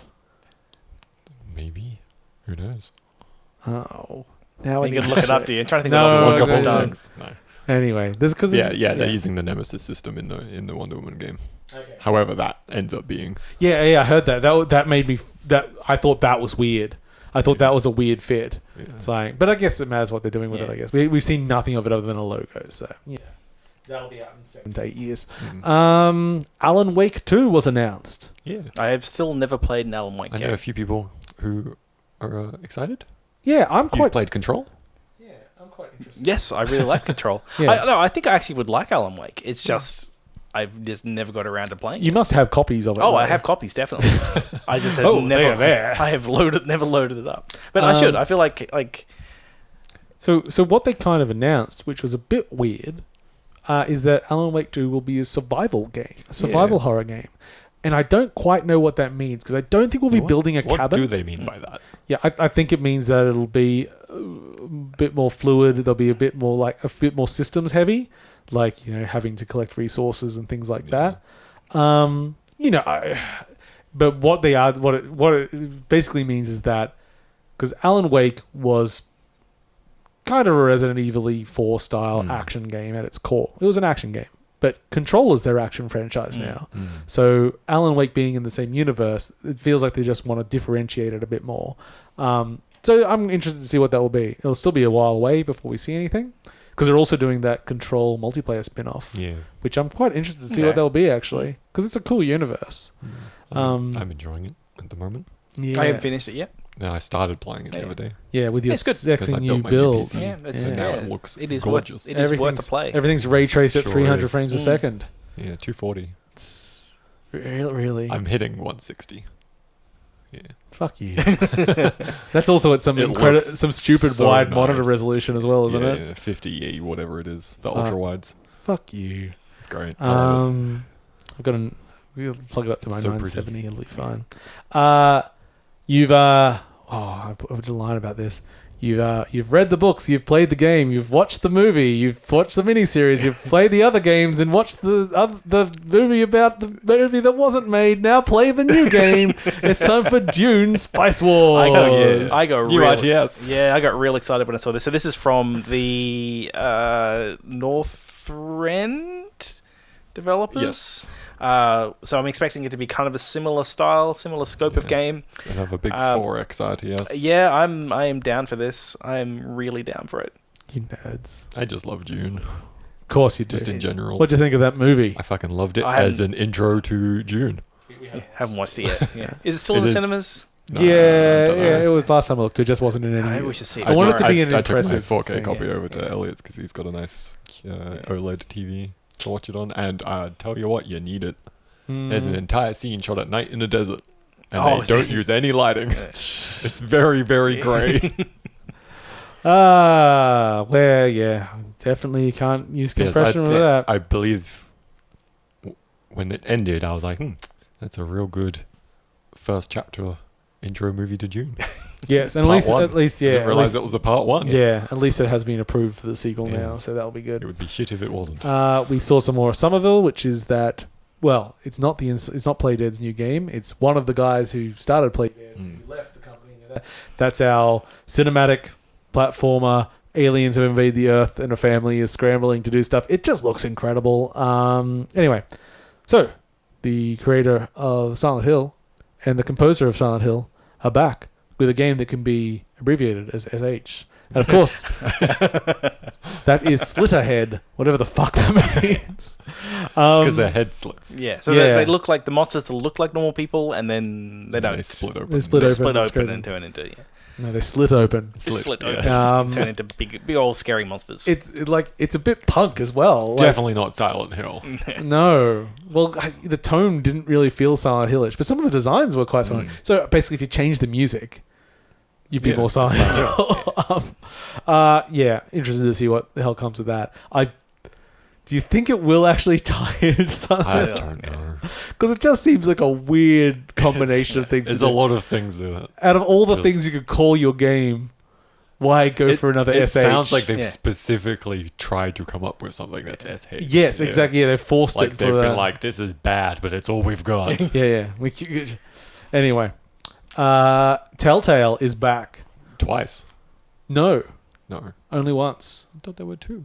No, the other game was by ex-Telltale developers. So Telltale and used to be Telltale. Telltale and Friends. Telltale and Friends. So this game is The Expanse, a Telltale series, which made me think, the Expanse must be bigger than I realized. It's huge. I haven't paid attention at all. It rapidly became one of my favorite sci-fi series. I thought it was cancelled. Not cancelled. Yeah, it's season 6 started a few weeks ago. Oh god, I've got 5 seasons. It got cancelled off of the main channel. Yeah, and Prime picked it up. Amazon picked it up, I believe. Is there anything Bezos can't someone tell? online picked it up. So I can go watch it all on Prime. If it is Prime, If it it's is on one of Prime? the online streaming things. I can't remember exactly which So one I it should was. watch It might it. not have been Prime. There's just so much. It is. How much do you like space? I love space. I love it a lot. How much do you like the idea of space, but it's before interstellar travel? It's solar system only. Yeah, I do. Yeah, I It's like all that. politics of space and see, interesting things. I'm less on the politics though. Real cool ship design. Okay, real but back fun, with you. Real fun space fights Okay, yeah, okay. and some aliens. Throws in some aliens too. Yeah. I probably should. I wasn't sure when I first watched, like when it first came out. Because I think I watched like 2 episodes. Yeah, I watched the and I first was like, season, and I wasn't sure. Yeah. And it very rapidly became my favorite sci-fi. Okay. Yeah. It's a 'Cause I don't- really nicely built setting. All right. Because I'm okay with space politics. Yeah. Like, remember, There's a lot of it. Like in Battlestar, I had a lot of space politics, and I was okay with it. The other thing is that it's just like nice to 100 have captains being shot. it's nice to have sci-fi that's dealing with like the early stages of space travel and not like, well, we just have warp drives. It's fine. Of complete opposite. Does anyone else watch Foundation? No. That was okay. Anyway, that's all I got. Okay, yeah. So the Expanse. So Telltale is back, and this is their first. Well, it's not their first announced game because they announced Wolf Among Us 2, but we just ain't seen nothing of that yet. A crazy game called Evil West. That looks wild. Yeah, third-person character action shooter, and you are a cowboy with like hydraulic steampunk gear on you, shooting monsters. It looks pretty good. Looks fucking cool. I love it. It looks like some high B grade tier shit. I'm looking forward to it. And is that the Shadow Warrior? Is it Shadow Oh Warrior? yes, I think it is. was Shadow actually. Yeah, Warrior it's devs, which Flying means Hog. it's going to be bloody fun. Yeah. I'm pretty sure it's Flying Hog. Yeah. Because I remember I saw that and I go, oh, it didn't have a Devolver at the front. Yeah. So they're making non-Devolver there was games no too. Shadow Warrior 3 of anything being shown off. I mean, they mostly show new stuff. I don't think Devolver had anything there. Yeah. No, they just do their own stuff. But I mean, Flying Hog have already 2 other games coming out next year. So Shadow Warrior 3 and Trek to Yoma. Which is one of my most anticipated games because that shit looks fucking wild. Anyway, Nightingale was announced, and this is ex-BioWare devs. This is a survival-y game, but it is that kind of fun Victorian-era Stargate game that we all get into. Yeah. So it's lots of different worlds, isn't it? Yes. So yeah, it's kind of reminding me a little bit of Victorian Stargate. That's the pitch, right? Victorian Stargate. Right. Yeah, pretty much exactly. Maybe with a bit of sliders. I'm not sure if you can go. Home. But it kind of reminded me a little bit structurally, potentially, because I haven't played either of them yet, of Icarus, thing, where it's like, it's a survival game, but you're not supposed to stay in that one place for a long time. You just build a base and stay there. Yeah. You go there, and maybe you got a home place that you set up or something. It feels like it's outposts. Yeah, you're supposed to be going out and traveling to new areas, and like the actual enemy design and everything looked like really wild. And just that whole Victorian sci-fi thing is just fun. Yes, so that's ex-BioWare devs. We got to see more Homeworld 3. Or was it the first? I don't remember if it's the first we've seen of it, but Homeworld... I think it's the first. You look at it and you're like, yeah, that looks like Homeworld. Yeah. But also, I mean, it does. It looks so much fucking better. But Homeworld has just always had such a strong, its own style. If you don't know Homeworld, spaceships with long trails behind them, and it made it actually be like you could read a 3D in space RTS because they had those trails behind everything. You could actually understand depth and how things select the moving. formation of all your ships and they make nice geometric shapes, and then the trails would move, and then you could pause it and zoom right in and look at the explosions. I think they had some stuff going down on planet as well in the trailer, didn't they? Yeah. Oh, they might have. Yeah. Because it was the last Homeworld game was the deserts of Karak, something like that, which I've been meaning to replay because I played like about a third of it, and I actually did really like it. Yeah, wasn't it? That game was originally called Shipbreaker, wasn't it? It wasn't. And then another game, after they changed the name, another game took Shipbreaker. Yeah. Might have even been the same developer. Yeah, because I think originally it wasn't a Homeworld game, but it had Homeworld team. Yeah, it's a real sort of American Psycho 2 situation. What? They just retrofitted it to be American Psycho. It was just I think because what Homeworld is so distinctive with its music and its art design, it was like they were using that in whatever shipbreak is, whatever it's called. So even though like it's a different thing, it's just sort of like thematically just fit when they moved it back over. Okay, Plague Tale Requiem. We got to see some gameplay. More rats. Some people said, I hope they back off from the crazy shit at the end. Why? It's like, no. That was the fun part. That's the... I mean... I can't spoil it. It's too good, the ending of Plague's Tale. I mean, I just hope that they make the game a little bit less constrained. Because that's the first game was just like, oh, look at this big area. And you're supposed to walk there, because that's where they put the fire. And that's really my only option. Oh well. But it was a really cool game. Suicide Squad killed the Justice League. We got to see gameplay for that. Yeah. That game looks like a game. Yeah. I enjoyed watching it because whilst like James Gunn's Suicide Squad film was really fun, still don't care about the Suicide Squad. Still don't. Never ever has anyone ever been able to show me what is interesting about Harley Quinn as a character. No. And then it's like, oh, they brought in Captain Boomerang. Fuck wow, yes. That's going to be great. And then as they showed how each of these characters played, I was like, oh, kind of want to play as all these guys. They're pretty cool. It does look quite interesting. Yeah, almost like Sunset Overdrive-y level of like movement and locomotion stuff. Like everyone is fast and everyone has a lot of options for movement, including King Shark, who I thought would probably be the slow lumbery one. Tanky boy. No, he shoots around just like everyone else. I quite enjoyed the humor in the trailer, but yeah, I still don't know the structure of the game as such, but it looks pretty was cool. it like Justice League had been possessed or something? Yeah, like, the Flash in it is like a zombie Flash. Yeah, or some I think like a weird possessed. It had like red eyes or something. I was going to say Brainiac, but I couldn't remember if Brainiac was DC or Marvel. I think it's Brainiac has like taken them over. Oh yeah, it might be that. I vaguely remember Brainiac. So it's time to kill the Justice League, and making fun of Barry as being not really a member of the Justice League, which is always fun. Because, anyway, so now on to a heavy hitter. We got to see Senua Saga, Hellblade 2. Oh, that looks so pretty. Yeah. So, I still, even after watching this amazing trailer, do not know how you make a sequel to that game. That game, but just another game in the same universe, which really, I guess we just call it a sequel then. Holy shit. Well... Right, when I was watching it, and they have like the giant lumbering things and stuff like that.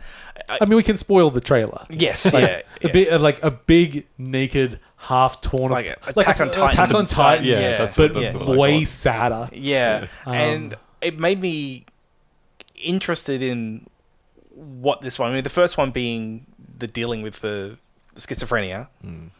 Well, really dealing with grief, but having the schizophrenia with it. Because it's so far removed from what the last one was, I'm now a bit more interested in like, okay, what is all this stuff going to mean? Like, there's going to be something there that this is. Well, it was one of the first Series X games announced. It was the first Unreal 5 game announced. They're obviously, since they got bought by Microsoft, their budget is infinite. It's quite a bit larger. It looks very... So, we have a lot of characters running on screen, all trying to take down this giant. And, like, it was the kind of thing that you could mistake for being a pre-rendered cutscene. Yeah. And it was very clearly gameplay. And because, one of the things your character's regularly doing is throwing these spears, and they're completely ineffective. And it's one of those things you're like... When you look at, this isn't a game that, at least at this point, that's trying to give you a gaming challenge. This is you moving through and, you can't... It's basically a scripted sequence, but it's giving you freedom to express yourself within it and be part of it, which is fine by me, the sort of gameplay storytelling. That scene, it starts creepy, it gets fucking intense, and then it gets just like that weird Shadow of the Colossus-y desperation, sadness hitting by the end and everything, and you're just like... Yeah, watch the trailer. It's cool. Yeah. And play the first game if you haven't yet. Yeah, it's on my list. It's quite regularly cheap, and it's only 4 hours long or something. And it's on Game Pass. Yeah, and it's it's actually one of the game's a little bit spoiled by the content warning they put at the beginning. I've had some discussion with people about that, but that doesn't really matter. But really going into it, you do need to be aware that the game is intense. and you want to play it with headphones. And if you can't take it, it might actually be worth skipping and not forcing yourself through it, because it is, it is someone dealing with mental. It's not even the mental illness axis, and we've mentioned it a bunch of times here. It's got a mental illness axis, but other than that, it's just really it's like lots of whispers in your ears and psychological. Gameplay wise, it's quite straightforward, but it's also at that lovely level of budget where, if you look at it from a budgetary thing, which I don't know why as I get older, I view projects by how much money is being spent on them quite often, but their level of fidelity and what they're willing to do, you just don't know. Because you can see, they've done that to cut corners, but they've made it into style. But because they've cut corners there, then you walk around a corner and you see something unbelievably expensive to produce. And you're like, well, they decided to... Yeah, that's where the money went. They do have money to do that, but I don't know what else they have. So I'm not... Even though I'm aware that there's budgetary constraints, I have no idea what those constraints will actually be in gameplay. Because as far as anyone's concerned, it looks like a AAA game. But it was actually kind of a budget game. But still very fucking impressive. Anyway, enough going to that. Among Us got a VR, right? Yeah, which I'm actually kind of keen to give a go. Yeah, I think that'd be fun. Warhammer 40,000 announced a game I didn't ever expect to see, Space Marine 2. I know a few people were very happy with that announcement. Space Marine was one of the good ones. Yeah, it was out of the 40,000 Warhammer games. Space Marine was one of the ones that was fucking cool. Like a very somewhere between Gears of War and Transformers, you felt in that this big lumbering Space Marine. I think that was the first action game I'd seen where you got more health by throwing yourself into the fray. Yeah. It was very cool. Good to see that. Probably the weirdest one was a game called Thirsty Suitors. Now I can't remember the developer, but I'm pretty sure Annapurna is producing it. So that gives you a cue. You are an Indian girl and you are dating. And I think some of the people in your life are your exes, and it's a dating, cooking, skateboarding, fighting music game. It's Indian Scott Pilgrim. Yeah, kind of.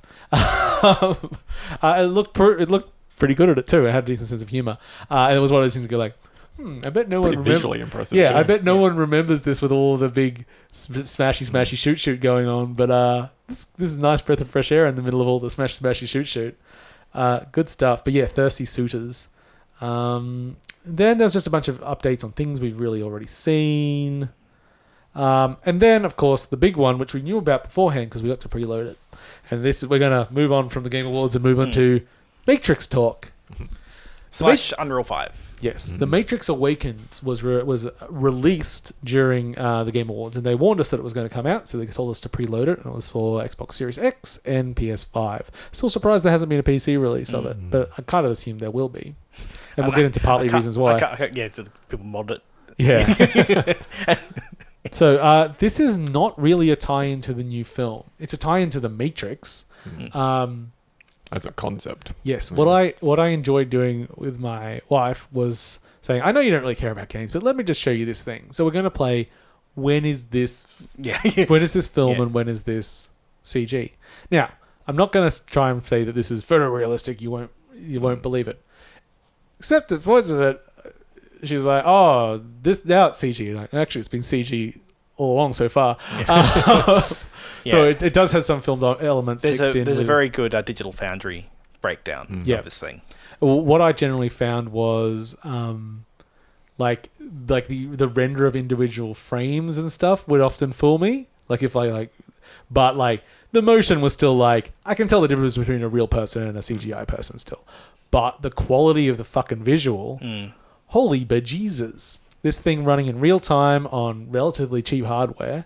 So it starts with sort of an introduction by Keanu Reeves, Neo and Keanu Reeves, because they are both there, and Trinity and Carrie-Anne Moss, and eventually they get it a bit meta, and you get in a car and they go, well, you've got to have some shooty action, and it gives you a very basic shooting mechanism. You don't really get to aim it. It's more just select the target. Yeah.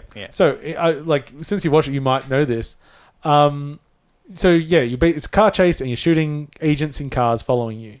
Whilst the whole thing feels incredibly scripted, it's way less scripted than I thought it was. So in the Digital Foundry breakdown, they would talk about trying to get the comparison between the Xbox and PS5, and it was very difficult because it's not all scripted. In fact, there's like the destruction is like a subsystem of Unreal. They call the Chaos something, but it's actually because the whole thing is just showcasing all like Unreal tech. And like it's pretty amazing. Like this is running on. So every car crash hardware. that happens and goes in is completely randomly generated in real time. It looks very realistic. It looks basically film quality in there. What I love is I watch it, and some people talking about how shit it was. I'm like, what? How jaded do you have to be to look at that? Apparently, the internal resolution isn't the same as the display resolution. I'm like, does it look real? Yes. Fuck off. Anyway, I think the only part of the chaos that wasn't dynamic, I think, was like there's a collapsing bridge at one point. That's pretty bad. And that's like it's still all rendered, but like all the physics of it has all been it's like it's basically canned animation. But the mixture, like they do have filmed elements early, as I said, but the mixture of being able to put those elements together so seamlessly and keep moving it along, and there's no loading or anything, and you get to the end of this experience of the explosions, blah blah, blah, and then it gives you a little tech demo of like, hey, look, we're above the city now, and we're just showing you like our level of detail and how we do shadowing and all this sort of stuff. AI stuff and AI traffic and stuff like that. And then it just goes, by the way, here's the bonus. Here's the entire city to just run around and explore in. You can get in cars, you can drive around, and some of the weirdest stuff, like the cars are not really objects that can interact with anything because they're these AI systems. But as soon as you hit something, they switch into these different kind of models. So it means that they can have like high level traffic with AI going on, this huge level of detail. The level of detail in this thing was so nuts because I don't even know what I'm looking for half the time when I go and stuff. But the chain link fences, all the wires are modeled. Like anyone else, it's strands. Like, no, we just take like, it's just a sheet. It's just a texture, and we just make it's a quad with a texture. Like, why would you do anything else? And like, no, they've actually it's full on models. And you can go in really close, and it holds up the frame rate. And doesn't, and all of these assets are free. And the systems used to generate them are just part of Unreal. I'm actually like, I guess this is like talk about coming to PC. Eventually, this whole package is going to be released for free. Well, at least all the city stuff is, and I assume they'll rip the other stuff out. And that's where I'm going to be interested to see what happens when the mod community gets their hands on. Here's just like pre-populated city with an avatar that walks around. Like I think it's a pretty good start for a lot of things. Well, it's one of the, like I was talking about it earlier in the episode, how I look at so many things via budget constraints. One of the things that an indie team cannot do is a realistically rendered city. It is just not in anyone's budget. Now there's, I'm obviously downplaying things here. Now there's a button for it. Well, it's not far from it. Like, I mean, one of the things that they're talking about was like making it so there's like a library of stuff. Yes. So if you want a traffic light from New York or something, it's like, bam, here you have a traffic light. And then they have AI systems that can then intelligently place where a traffic light should be. So you don't have to have someone go and do it by hand. And then there's like, I think they mentioned there's a rules placement system. So I'm guessing that'll do the population of things like, litter and bins and things like that. Air conditioning systems, I remember them mentioning. So it's interesting to see what this is going to do because it's going to make big open world stuff accessible to much smaller teams. Yes. But it'll only be in really one style. Like it'll be sort of like, well, maybe, but also as far as like, I think once community gets their hands on it, there'll be a lot more style. Plus it we have so much post-processing options these days. Oh yeah, you can do some crazy stuff with that. They could do all sorts of weird stuff with that. But it is exciting to see what'll come out of something like this. Like it was very cool for them to release it and have it running on everyone's hardware. Even the Series S, it was running on. Like like it's not even just running on the good consoles. Or no, it's good, the powerful consoles. It's like this thing was doing just fine on the Series S. So it's really promising to see, and it's a potential game changer. I know sometimes we get hyperbolically excited about bits of technology comes out, but it does really feel like they're building systems that could be potentially very useful to teams that just could not do this work on their own. It's taking stuff which is going to be traditionally out of the reach of a lot of developers. Yeah. And it's not going to be fit for everything. No. But there is definitely a certain type of game that this tech's going to work to like make it so people can turn that shit real quickly. And this thing is a very expensive looking big project, and the team was 70 people, which not no one. It's a decent sized team, but it's also not. It's not an Ubisoft team. Yeah. It's like there are studios that I call small that are 70 people. Okay, let's call them medium. Small seems a bit generous. But it's like, very promising, very exciting, and much better than the new movie. I'm going to keep ragging on it every time I can. Okay, that's Matrix and TGA's, everything? Yeah. We're done? Cool, because we've still got shitloads of games to talk about. Whoo! Hey, James, I know you've played this game before. Mind Scanners. Oh, yeah, I did play Mind Scanners. Yeah. Because you were like, have you played Mind Scanners, Paul? I'm like, no, I wanted to play it, and then I saw it was coming out for Switch, and then it came out on Game Pass at the same time it's coming out to Switch. I'm like, but it's free on here, but I want to play it on Switch. I'm kind of sad because I forgot it existed. Yeah. And so I never went back to it. Oh. But I played a bit of it. I've put a decent amount into it now. Mind Scanners is...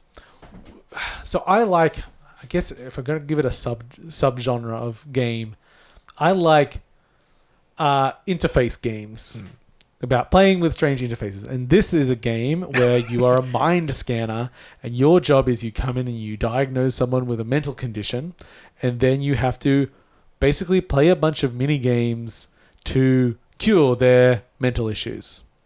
But it's also a dystopian future where... I can't think of an example. Well, you have to of their play mini problems. games to cure mental illness by the sounds of it. Well, also, obviously, you're working for like the bureaucracy, the bad guys, and there's like an underground that's trying to get... So stop messing with people's minds. This is unethical and everything. There did seem like there are some people that legitimately have problems. Yes. And there are some people where is it more like, they're just not conforming to what... Yeah. Like you can choose to treat someone or not treat someone. But it's also a bit papers pleasy in that you got to have money to live, and you're going to get money for like curing people, basically. You're working within a system that's slightly broken. And you're under a time restriction when you're doing stuff. So quite often you'll have to diagnose someone and go like, well, I can cure a little bit of your mental illness today, but I'm going to have to come back tomorrow. And it's this... Is there much colour to it? It's sort of monochromatic, isn't it? No, like it's colour. It's a limited colour palette. Yeah. I was just thinking it was like, anyway, it's a limited color, but quite pixel. But it has all these cool interfaces, and like what tool you'll pull out to utilize to deal. So it's weird. Like their mental conditions are represented by symbols, and each of your tools can deal with like the base one can sort of like deal with any symbol, but it only does one at a time. And other ones will do like this will solve 3 of this symbol in a row. So it's like, this person's got a lot of that. If I kill all the ones in between them, then I can get them in a row. I can get... So it's a bit of a puzzle game. It's a bit of a mini game. It's a bit of dystopian satire. It's sort of like you're unlocking mini games that will... And I think it's what, like 8 or 9 of them? Tools? There's a few tools in there. I think there's more than that. They're like the base set's like 8 tools, but then there's more advanced tools. And they're all like these bespoke things which are very different to use. And so like part of the game's also just learning, like figuring the tool out of like, it's got a pretty interesting save system where it's like you can go back to previous days, isn't it? Like it's... Oh, I haven't messed with that at all. Yeah, it's something like when you fail, it's like, hey, where do you want to load back to? And it's like you can just sort of like pick which day that you want to go back to. I thought I just... since I've got a computer here, I can show Sam some... Yeah. Oh, yes. Yeah, so it's sort of like... it's like a bunch of little mini games, and that's very interesting. Yeah, it's free on Game Pass. It's got a really good art style, and the writing's quite humorous and interesting, and and obviously it gets more serious as you go along. I think the setup's like your daughter has been taken by they're taken by the bureaucracy, and you've got to get up to a certain level in the bureaucracy before you're allowed to visit her. Like access levels. Yeah. So you've got to work your way up promotion wise. Yeah. So I'm actually interested to see how it splits, if it does split at all, because at the moment I'm being quite compliant with the government, and the underground's getting quite angry with me. But I let off a doctor that used drugs to make herself insane so she could like empathize with her patients, I think, but it was like controlled. She was like, I know what I'm doing. Like, I'm just doing this for a while. Like, I'm doing this research, and then I'm there. And I let her off, and I got in real trouble for that. But yeah, Mind Scanners is really interesting, and it's on Game Pass. It's coming to Switch. It's not quite out yet. It's on, and obviously before that, it was on Steam and everything. But yeah, Mind Scanners is pretty cool. So many fun things. Resident Evil 4 VR. Now, James, I played this on your headset and you bought it. Have you played it yet? I did. Cool. I lasted about 5 minutes. Oh, no. And then the nauseas got in. Bombs came in. Were you just using smooth locomotion? Yeah. You just teleported. I struggled more. For someone who spends a lot of time in VR. Yeah, you are a VR dev. As a VR dev, I really struggle with a lot of VR. You do. Much for me, the person that used to be the test that people would use to see how, because I had a 30-second to 2-minute maximum before I vomited. It's good to know, right? Because it means that we know that any VR game James makes will not make you sick. Well, yeah, basically. Pretty much, yeah. But then, like, there's things, though, that, like, Michael, business partner, he is not particularly good in cockpits. But you chuck me in Elite, I'm fine. Or in Star Wars Squadrons, I'm fine. So he's like, if brains work weird. Yeah, like, if I'm in a cockpit, no problems whatsoever. As soon as it's like my body moving, I'm fucked. It just does, like and I think now my brain is associated like movement with nausea so much that even when I watch like video clips of different games that have that kind of locomotion, I feel sick because I just have a problem. I just think about how that movement's Time to going to mind feel to me. scan him. Yeah. Well, it just means that like I think when I'm making VR games, I think it'll do games where you're very stationary, or at least in a cockpit. Cockpits I seem fine. You're a giant mech doing Sudoku puzzles. Oh hell yes. Oh yeah. I stay here. But with your feet. Yeah. Resident Evil 4. So, Resident Evil 4, it's won a bunch of awards and people love it and everything. And I don't know if I'm going to go as far as the people that praise it as one of the greatest VR games of all time. But what it is really, really, really interesting. Because Resident Evil 4 is not a VR game and was not designed as such. And it is ostensibly the same game. So a bunch of stuff works and a bunch of stuff doesn't work. So they've made a bunch of things that were never interactive now. But most things aren't because that will be a different game and you can't. So I often will have the problem of I'll hold out a gun to shoot someone in the head, but the gun goes through them and shoots on the other side of them because they don't physically exist and they don't react to... They react to me hitting them with a knife, but they don't react to me clipping them with the side of the head with a gun. They don't know what that is. But that said, adjusting to it is very fun. The game in many ways is much, much easier because kind of like original Resident Evil was good, well balanced. Then it came out on the Wii with the pointer controls, and suddenly the game became child's play. This probably takes it even another step further because you've got very good situational awareness. You're in 3D. You could just look around and know where everyone is. And hey, Chainsaw Guy's coming up. I'll just walk over there. There's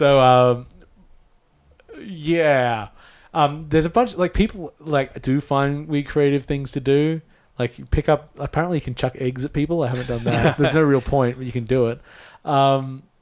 And I found things like, I don't know if you remember, they used to have the hidden blue medallions to shoot.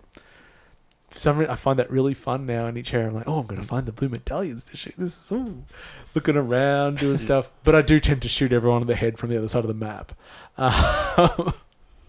So, bit easy in that form. But yeah, it's really cool and just really interesting to see, like, why they do these things. You go up to the typewriter. It's like, do you want to save your game? Yes, typewriter unfolds itself. It's like, type in the name you want to call your thing. So they've got a fully interactive typewriter, but also you can't type on it like a typewriter. You got to use your full... So it's very clunky. You got to type like an old person. Yes, exactly. And it's cool, but it's like, did this really need the dev time? I don't know, whatever. Just give you a pointer, it's fine. can't remember. Didn't I call my save game like Butts? Put it there for you. Oh, maybe.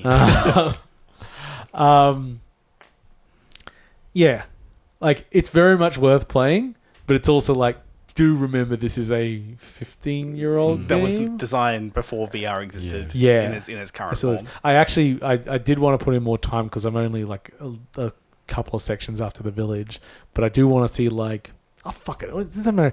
The lake fight. Yeah. I want to know what that is in VR. Yeah. Because so much of that is quick time events. Because the thing is, most quick time events and stuff in the game, it literally just cuts to third person. You're looking at a flat screen. The cutscenes are the same as well. It's like, no, you're not involved in this. You're just watching footage of this happening. I feel like they'll have to do that for that stuff, but maybe not, because it's weird what they have allowed and what they haven't. Like, you can't push a bookshelf, but you can go up and push action on it, and your character will push a bookshelf. Yeah, it's.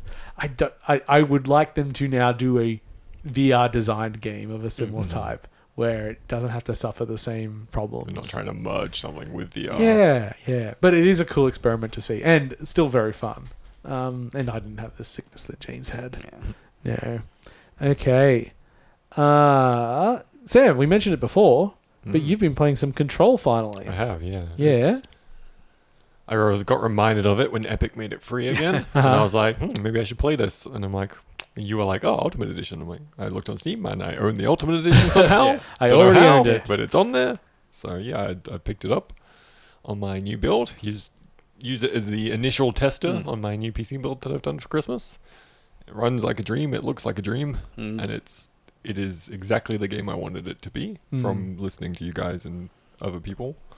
That kind of world pulls me in immediately, because the whole premise of objects of power and that kind of supernatural side of things is something I love a lot. And it's fun. I'll tell you one thing. I've decided to turn on invulnerability, because I wish to just experience it. Is there an option to do that? There's a lot of accessibility. Okay. So you can turn on slightly better aim assist, which doesn't snap your reticle, but it means that you can aim further away from the target and it'll still hit. Oh, yeah. You can turn on snap reticle aim assist, where it will lock onto an enemy until they're dead. You can change how quickly your energy regens. It's a slider option. There's a slider option for how much that health. just might make it more fun. Yeah, slider option for how much health you get back from each of the little health drop things. I think there's a slider for how much energy abilities use as well. And then there's an invulnerability mode. I wonder if those were were added or whether we just missed them when we played. Just right down the bottom of the gameplay settings menu. So Which is cool, because it's one of the things I find with quite a lot of Remedy stuff, that it requires. I've always been amazed when anyone played them on a console, because I'm like, but these things want you to like hit pixel perfect from a distance. That's why I turned on the invulnerability. I think not the first boss you fight, one of the second ones later on, I struggled with it, and part of it's because I've never really been a fan of cover shooters. Yeah. So my brain doesn't engage with taking cover at all. Just bring the cover with you. And yeah, the aiming feels too specific for how much is going on. And admittedly, when it's cranked up to max settings with everything turned on, like all ray tracing's on, everything's maxed out, there is a lot of distracting fog and lighting and tech and all sorts of shit. It's very hard to keep track of enemies. I'm like, you know what? I want to experience this game. Turn on God mode. Have fun. I went back to Max Payne a few years ago, and I was surprised at how much it wanted from me. I'm like, oh, man, we were really serious when we played these games. Well, it's because we only had 2 games to play at a time, if that, 1. So we gave it a bit of time. Yeah. Now I've got to play this and get on to other things. I also picked up Horizon in the Steam sales. Oh, yeah. So I'm going to pick that up. Zero Dawn. Yes. I'll play that once I'm done with the Control. I've got a deadline of my birthday for Elden Ring. Sweet. So you'll get there. Smash through some games. As long as you don't get sucked into more Forza. No, I think I've gone past my Forza. You got your bug out? It's done. I'll go back to it eventually. I worked it out, yeah. James, and one of the ones that I probably could have mentioned earlier, you just came down to say you've been playing the Halos. Yeah, so the single player came out. Yeah, I had a big problem with the single player. which I was like, I really need to play this before we do Game of the Year. So I loaded up my Halos and I went play and said, do you want to install single player? I'm like, you fuck! Yeah. I had to wait and I haven't played it yet. Yeah, it was actually really strange. And Microsoft is, like it is the flagship Microsoft product. And you think that kind of content delivery would have just happened automatically. Yes. Like another thing that I found. I bet there's just a lot of people that just don't care about the campaign at all. Well, probably. Yeah. Well, another thing is the quick resume. It like breaks the online component and like disconnects you from being able to play single player. Like so most of the time that like I load it back up again and it does its fast resume, I have to physically close it to reload it to like actually recognize that I have single player access. And I can that is connect. so weird for such a flagship thing. Yeah, it's really weird. Yeah. Well, okay. Anyway, did I talk about the multiplayer stuff before? We've spoken about it. Yeah. Because that's still the primary mode I'm playing. Because it just suits me well. Like those matches, the length of those matches are, it's like 8 to 10 minutes. But in single player, you can have a grappling hook all the time, don't you? You can, yes. Yeah. Well, it's already better. Yeah. And so I've probably put maybe a couple of hours, I'd say, into the single player. So enough to kind of like play through the kind of the intro couple of missions where it's like very kind of Halo, and then get out to the open world part. Well, the semi-open world. It's open world, but fairly directed through it. And yeah, it's good Halo. Like I don't really know. Is a Halo game. Yeah. I don't really know too much to say about it because it's. How do you find the shit that happens in the open world in between the missions? It's okay. So I do a bit of like I'm trying to get over here, but then it'll be like, oh, here's a little breadcrumb to go do this over here. A little fox to follow. And sometimes it works better than others. Like there was one I was in and it just wasn't particularly clear what the objectives were, and so I ended up kind of like walking around a lot, not being a bit confused, and sort of like it would respawn in enemies, sort of like I was just trying to like figure out where to go, and so what was probably meant to be like a 10-minute kind of like quest turned into half an hour of me kind of messing around. I found it kind of interesting, like some of the backlash, and it's been pretty minor backlash, but it's on things that people expected from a Halo game and didn't come to think that maybe it wouldn't exist in an open world Halo game. So we still don't have the co-op. That's not till like mid next year. Yeah. But one of the other things, and kind of made me realize why they would also be having trouble with co-op, is that you started getting headlines of you can't replay missions in Halo Infinite because it's not a list of linear levels that you pick up and go from, and so you would have to support at what level you're going in with what equipment that you can do, which to me seems like things that would actually have been designed, like you would have designed that ages ago. Well, which also makes me think, man, how wild has this last year been? It is the stuff that you think very early on, given that like the co-op is such an important part of what Halo is. You would think right back in those early meetings of like what this game's going to be. It'd be like, how does co-op fit into this mission structure and stuff like that. But yeah, it does feel a bit like, oh shit, we've gone and pivoted and we've made this, and we haven't made it so you can just choose it from a list and put on the modifiers. And now we want. have to try and figure out how to make multiplayer work in this thing. In this open world, where there's missions in you have a character effectively where you're unlocking skills, and how does if I'm playing in someone else's game, how does that work with my progression in my game and all that kind of stuff. Yeah, like if they have skills that allow them to access areas that you're not allowed to access yet, can they drag you with them? So it's like it's a whole can of worms. But I'm actually kind of more interested in waiting for it to be co-op, really. Yeah. Because sort of like what I've played in it, I've enjoyed it. The gunplay feels good. The grunts are hilarious. Like I've heard some of the things. Some of the stuff they say. The barks. Like it's great. I have found it kind of funny listening to just people out there and people that are like very pro Halo, and they'll finish their conversation with like, and I haven't even played it co-op yet. I'm going to go home and give that a shot. The amount of people that do not know it is not yet co-op. People that are in the industry are like, oh, this is good. But give it enough timeline, it won't matter at all. I think. Because there is a part of me that thinks that maybe it just doesn't ever come. But I hope it does. I think it will. They'll figure it out. I guess like the I don't think they can't necessarily figure it out. It just matters if it's like invasion mode in Dune. Oh, yeah, true. Where it's like, I bet it worked, and they could. But by the time it's like, they go like, is this worth it anymore? Who cares? Yeah. It's like, is this doing any numbers? So that's where I'm like, they've got their multiplayer in which they're focused on. Obviously, does the co-op really make much difference? I mean, it might be like a good thing for next year, like next holiday season. There's going to be a whole bunch of new people coming in. Now, hopefully, the Series X supply is fixed by end of next year. Like there may be a surge of people through that makes it kind of relevant. They won't be getting any chips. They'll be taken by the play date. Core Halo players, like co-op's a big draw as well. Yeah. Like it's always been. I mean, that certainly would get me to play it. Yeah. Because I having only watched it, obviously I haven't played any of it. But like a lot of that open world stuff seems like it'd be a lot of fun with more than one person. Yeah. I mean, the whole Halo's a good the fuck approach around. of everything. Yeah. And like in that situation where I was in, where I was getting stuck, having another head, in there would have solved that problem.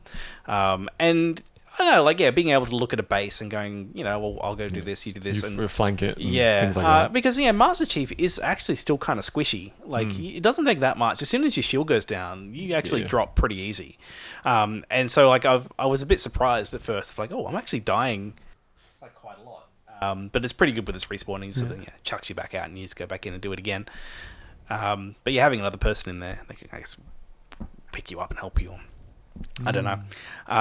But I'm actually more interested in waiting for the co-op to be out. Yeah. Really? Because I just think I've played enough of it to go, this is kind of fun. Best shooter of 2022? Yeah. I can see doing it with someone else would just be more fun. I do find doing it with someone else more satisfying. Yeah, most of the time. Sometimes 3 or 4, but 5. It's fantastic. Words to live by. Okay, so that was what was it? Halo. Hello. I think it's pronounced. Yeah. Oh, is it me you're looking for? Yeah. It's a line of it. On the PS5. Yeah, it runs real nice on because I think it's got like high frame rate. Like it's running, I think, at 100 and something hertz. Does your TV do 120 hertz? Yes, it does. Oh, yeah. So it looks and runs real nice. Cool. Yes, Halo seems fine. Yeah, it's a good Halo. It's Yeah, but we haven't spoken about Summertime Madness yet. So, Summertime Madness by a company who I haven't looked up. I saw a trailer for this game like coming out soon to like PS5 and Switch or something. I'm like, what is this? It's like, it's out on the PC already and it's on sale. I'm like, I've got too many games to play. Purchase. Yeah. So what's one more on the list? Summertime Madness is a puzzle exploration game. The premise is kind of interesting. And actually the setup is very interesting. Kind of the whole point of what I'm about to say. You are a painter. And you are a painter in a war-torn nation. And it is desolate and horrible. And you paint lovely, beautiful scenes. It's your escape. One day, let's just call him the devil, turns up and says, life fucking sucks, doesn't it, mate? You go, sure does. I can let you go into one of your paintings if you want. But if you don't get out in a certain time, you'll be stuck there forever. And you go, yeah, life sucks. I'm going in, thanks. Brrr. Enter a sort of Myst-like, but a bit more physical than Myst, like exploration puzzle-solving game with a time limit. Now, you kind of lost me at that part. You can turn the time limit off. Oh, good. I'm back in. I'm back in. But there's a part of me that this was always like any game that had a time restriction growing up, I fucking hated. Well, see, if it's going to have a time restriction, I basically want it to be Metal Gear Solid. Where, technically, you got like 18 hours to finish in that game. but you're going to finish it before your 18 hours. Yeah. We might as well not exist. There's an expert mode which gives you 3 hours, normal mode 6 hours, and then you can do it with no time. But apparently the final puzzle, no matter what you do, has a time limit on it. I left it on normal. I like, as I get older, and maybe it's because of my lack of like time loop games and everything, but I can't, and just generally in games, and kind of when I was saying like I'm trying to learn to not want to collect everything, I like the idea of missing out. I think it's it's important to a degree. Like, it's not for everyone, but it does give me a different sensation. So I'm not finding it stressful. But, so, you know, at the moment, it's a surreal landscape. You can turn up like a painter filter or not. And I quite liked the look of the game. It's very colourful, very bright. You're on a little island and sort of like an item appears and you go and explore it. Once you solve that, something else appears and you just go to that location. You have a stopwatch, which is counting down. I haven't tested, but I'm pretty sure it counts down even if you go to the pause menu. So if you got to go to the bathroom, quit the fucking game. But if you open the stopwatch, you can ask for a hint, and it says, "Sure, it'll be 15 minutes, please." Oh, okay. There we go. Like an escape room style. Okay. Yeah. So Now I have not. Now I like it. I have not yet used a hint. Yeah. And I haven't needed to, but you know, it's very much like a look around. Lots of like, okay, if I pull this lever, that door opens. I physically go in here. Like a lot of physical manipulation puzzles so far. And yeah, like just with this watch hanging over my head, and it saves after every puzzle you solve. So I'm like, this is pretty unique, and I just have a weird, because I know this is counting down. I'm feeling pretty good about it. This is a very different game, but have either of you played Untitled yet? No. Do you know about Untitled? I don't know. So it's a platform action game. I think some Soulsy stuff gets thrown around it. But anyway, the concept here is that everyone in this sci-fi world has a time limit, and they will die. And you can get time, and you can give it to other people. But like the movie. Yeah, In like Time. In Time, which was a great premise with a terrible movie. Yeah. But they're not fucking bluffing. So one of the examples, and I haven't played it. I've got it to play, but I haven't played it yet. This is just other people telling me about it. So you have a companion, and your companion is also the way you upgrade like your abilities and everything. They can just fucking die. That's it. No more fucking upgrading abilities for you in this game. It's gone forever. So yeah, shopkeepers, like everyone in the world, and every time you get killed, like the world like moves forward like 8 hours or something. So it's like it's quite significant. I'm like, ooh, that's both terrifying and sounds really cool. And you can turn it off, but again, it's like, well, why are you playing it? It's then? like a core mechanic of the game. It's part of the feeling you're supposed to get. It's like Dead Rising. I remember when I first played Dead Rising, I was like, this time limit means I can't do everything, and that's annoying. And now I'm like, why don't they make another game like Dead Rising? It's like, you can make it a bit better. There has been kind of that lean towards completionists now. Of like, I got 100%, I got to get the platinum trophy. And like, I don't like that idea. No, well, I mean, so many games but that I timers love, just stress me out a lot. Like, well, it doesn't always have to be a timer. Even say like Witcher 2, once you finish the first act, it goes, who are you going with? Yeah. And unless you do an entire other playthrough, you do not get to see that other content. It's half the game is locked off to you. And I think that's fucking great. And I've actually, even though I have replayed Witcher 2 in parts, I've never gone the other way. I kind of feel like I don't deserve to. Well, whenever I play branching games like that, and say for whatever reason I lose my save or lose some progress, I will always, without fail, go down the same branch. Because like I'd love the idea of, you know, it's my story that like, you know, it's being told to me, and if I go back and change that, I don't know, it's like cheapening the whole thing. And it's also like, because nearly all stories, not all but almost all, will then bottle. Oh yeah, they're kind of diamond out. It's sort of like, I'm ruining my own illusion. Yeah. I don't actually need freedom of choice in games, but what I want to do is I want to feel like my choice was mine, and I created this character in this story, and life is not getting everything. No matter who you are, you do not get everything. Yeah. Jeff Bezos has so many experiences he will never be able to have because of who he is. And he has many that I will never be able to have. Many opportunities. I doubt I'll be able to go to space even 2 or 3 times. Anyway. So Summertime Madness, really interesting. I think I'll play through the whole thing because I've found it pretty good so far. And I'll see how that structure pans out at the end, because at the moment I'm not, like, I feel good, but I'm not sure if it's actually adding anything. But it does add that, just like that little back of your mind stress to it, tense. Which is like also what the character, like, it is this. I mean, it'll be interesting to see what happens story wise. It's like, hey, this place is not terrible. Can you just choose to stay there? But also, it's also a fictional painting with no one else in it. So an interesting premise and setup there. So to segue to Sam, this is the reason I am waiting for Baldur's Gate 3 to be finished. Yes. Because I will know I will only ever play that game once. Oh, yes. So meanwhile, I've got 4 playthroughs already lined up, possibly a 5th. And I've played through the current act a shit ton. Yeah. So but there's still stuff I haven't seen. That's crazy. There legitimately is still stuff I know I haven't seen. And Elliot's told me about it. And it's just like one area, isn't it? It's one act. One act. So it's yeah. And how many? So how many it's on my list today because I've played literally last night. I'm just gonna get my barking dog. Yeah. So me and my brother have been playing it a lot, and we've had to restart every time there's done a big patch because your saves don't work. But every time we restart, we're playing new classes, we're trying out new things. There's been a couple of playthroughs where we've like just done some wild shit just to fuck around because we know the core parts. Yeah. We can just zoom through the core parts, so we're just fucking around with it. So there's 2 very large areas. There is the Overworld and there's the Underdark. And they're fucking huge. Like when I first played it, it was kind of like, here's the main bits of like the story. And then I looked at the map and I'm like, here's another area that's just as big as all the bits I've just done that I haven't seen yet that I can go do. And there's all this other shit up there. It's just all side quest. And then you go in the Underdark, a small little thing in the Underdark. It's like, nope, this is as big as the Overworld. There's just as many goddamn things down here to see and do. And you don't have to do all of it.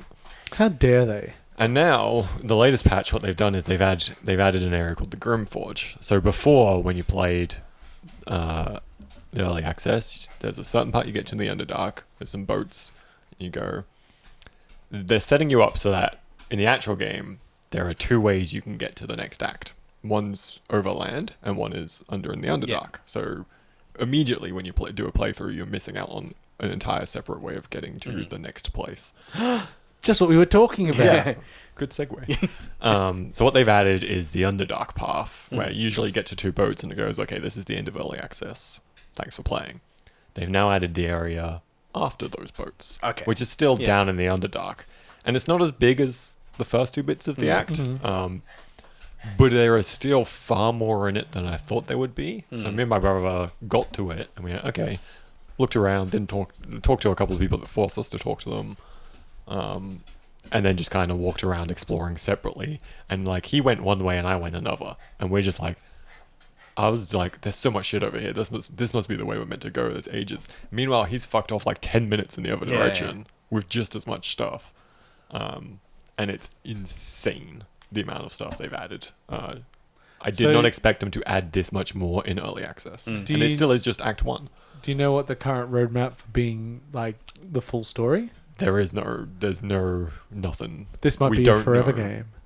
It could be. This could be the next Star But what I trust from Larian is that too much game in it now. This is exactly how they developed Divinity 2. Yeah. They gave you the first act, and then whilst they worked on all the other rest of the game and the story, that first act was the testing zone for all of the mechanics. Cool. For everything. So they've also added sorcerers in the latest patch. I was going to ask if they'd added. Really fun to play. Yeah. I am surprised they added wild magic, which is what I was playing, and it's bonkers. So wild magic is every time you cast a first level higher spell, there is a small chance that you create a wild magic surge, a random magical effect. And you get an ability that basically makes it more likely to happen in trade-off for advantage on an attack or an ability roll. And the effects range from stuff like, every spell I cast heals everything around where it hits, to every spell I cast swaps me with the target of that spell. If I target 3 creatures with that spell, it just rearranges them. Yeah. There's one that like enchants your weapon so it just doesn't a guaranteed crit on the next attack. Like there's a blind fog. Like the amount of magical effects they have are just nuts, and it's totally random. It's very fun and chaotic to play. And I did not think they'd be adding that until much later on in the development of the game. The thing they have added that me and my brother did not manage to do in this new content, because it's still max level 4, is what I can only describe as a strategic, like, end game WoW raid style boss. Okay. It's a level 8 boss enemy. And it's it is probably a perfect example of D&D encounter, like, design. It's super cool. We did not expect it. We thought we were just doing this cool side thing, and then it just did this whole, like, it shifted the whole landscape, put you in this little arena, you flood it with lava, so you've got, like, 4 platforms with, like, tiny bits connecting them, and then there's boss enemy spawns, and then there's this whole, like, strategic mechanic going on where it'll always target, like, the first person that hits it every round, and then the lava goes away, and when the lava goes away, you can't hit the boss because now it's solid. So you have to superheat it, so you have to keep bringing lava out and, like, kite it around. We're only playing with 2 characters out of the possible 4. I think it's physically impossible to do that fight with 2 characters. I will probably go back and load in with 4 to see if I can beat it, to see what happens afterwards. But the amount of stuff they've added is pretty mental. And the other thing we've noticed is that in this latest patch, they've done a full graphical pass over everything. And it's gone from looking quite good to being one of the most beautifully lit games I've ever seen. I saw some of the underskin veins you get now. The Underdark stuff is insane. Yeah, their character modeling has vein mapping and stuff. But even just, like, the world, like, all of the lighting and it just all it was already looking pretty good. Beautiful. So I'm very excited to see where they go with it long term. Speaking of D&D and getting better, we were talking about D&D Dark Alliance today. Oh, yeah. Is that doing any better? I looked it up. It's been patched a little bit. No. That's a shame. Apparently it's no different. Worse. Okay. Still a load of shit, apparently. I mean, like, I'm not a D&D person, but Baldur's Gate 3 does sound pretty. It's very much like you are correct in waiting for it to release. It'll be the best experience of being able to play it. I just am very much in that world of just let me fuck around with D&D stuff, and then it's great. It'll be so much better than The Elder Scrolls 6, which is releasing the same year. Probably, you never know. No, that's like we should take bets at some point when that is. When Elder Scrolls 6. I reckon like 2030. You reckon 2030? Yeah. Because we'll probably get Starfield. When's that out? Supposed to be out next year, but it'll be 2023. I'd say 2023. And then we probably want at least 5 years between that, 5 to 6 years. At least. So I reckon like 29, 28. Yeah. When we get our next Elder Scrolls. 2060. Yeah. Well, let's go deep. That's a Star Citizen. Oh man, Star Citizen. I think there was news that they've just done a thing, haven't they? They did their financials in the last financial year was their most profitable ever. That's because everyone's sitting at home with COVID. But they're not making any. I know, they're not making a game. I mean, they are. But like, they also kind of like, when you look at it, they kind of like predated NFTs. I was going to say, I can't wait for them to start using NFTs. Oh, God. I didn't even think about that. Because they will. I reckon they will. They're going to. Will they? Because if they were to go and, like, let's attach ships to NFTs, they're going to lose control over their crazy marketplace. No, because they'll make their initial sales like they already have, and then they'll just rake in royalties from everyone reselling ships to each other. Resells. Because someone's going to buy ships for thousands of dollars and then be like, you know what, this game's never coming out. Let me sell my ships to someone else. They're and they're just skimming off the top, Yep. You know, Yeah. It would Again, a system that does not need to be decentralized, but can be. It would be fascinating, for the sake of actually, profit. because like I would wonder if they, like, NFTs are so like venomously hated by the gaming community. Yeah, but so is Star Citizen. But no, that particular community, I don't know how they respond to it. Yeah, I'm not sure. I think I know exactly how they'd respond to it. Well, they would open up their wallets. Yeah, because I think it could go one. Things to buy, yes, because I think it could go either way. Because if you were to say, it could turn off everyone. Yeah, it could suddenly just like go, nah, I'm out. They hate it, or it could be, that $10,000 ship that I bought. Yeah. I feel better buying that $10,000 ship because there is an aftermarket. Yeah, maybe it'll be $100,000 ship one day. Yeah. You can say. Oh, the other thing is going back to Baldur's Gate 3 that I've just remembered. Because it's a very mechanics systems driven like thing, they've updated the AI a lot to use all the same shit. Oh, yeah. Which means the AI have taught me a lot of things I didn't know you could do. Oh, yeah, that's good. For example, when someone gets put to sleep with a sleep spell, one of their allies will shove them and it wakes them up. It'll shove their body across the map for however far, but it'll wake them up. Give them a smaller shove. A poke. You can throw worm health style. potions, and if you hit someone with a health potion, it heals them. I feel like the But- jagged glass would still... Here's the tricky bit. A shove is a bonus action. Drinking a potion is an action. You get one of each. I saw someone chuck a health potion at their feet to heal themselves as an action, so that they could then shove me with their bonus action off the map. It's wild AI. It's just all these weird interconnecting little- systems. It's fun. What a game. It's just, it's D&D. Okay. I think... Does that wrap us up? Pretty close. I'll briefly mention that I got Death Stranding. Director's cut. Yeah. And part of the reason I got it was that Cheryl hadn't actually seen a lot of it, or the end part of it. And I wanted to see it running nicer on the PS5. and it was on sale, so I picked it up when it was cheaper. So far, I can't actually tell what they've added. Well, the onboarding's a little bit different, so you should have noticed some things at the beginning. The only thing I noticed, and I wasn't sure if it was new or I forgot, was that it was showing me paths to get to places and giving them difficulties and information about that path. So it was like suggested paths to get to places, but it only did that once.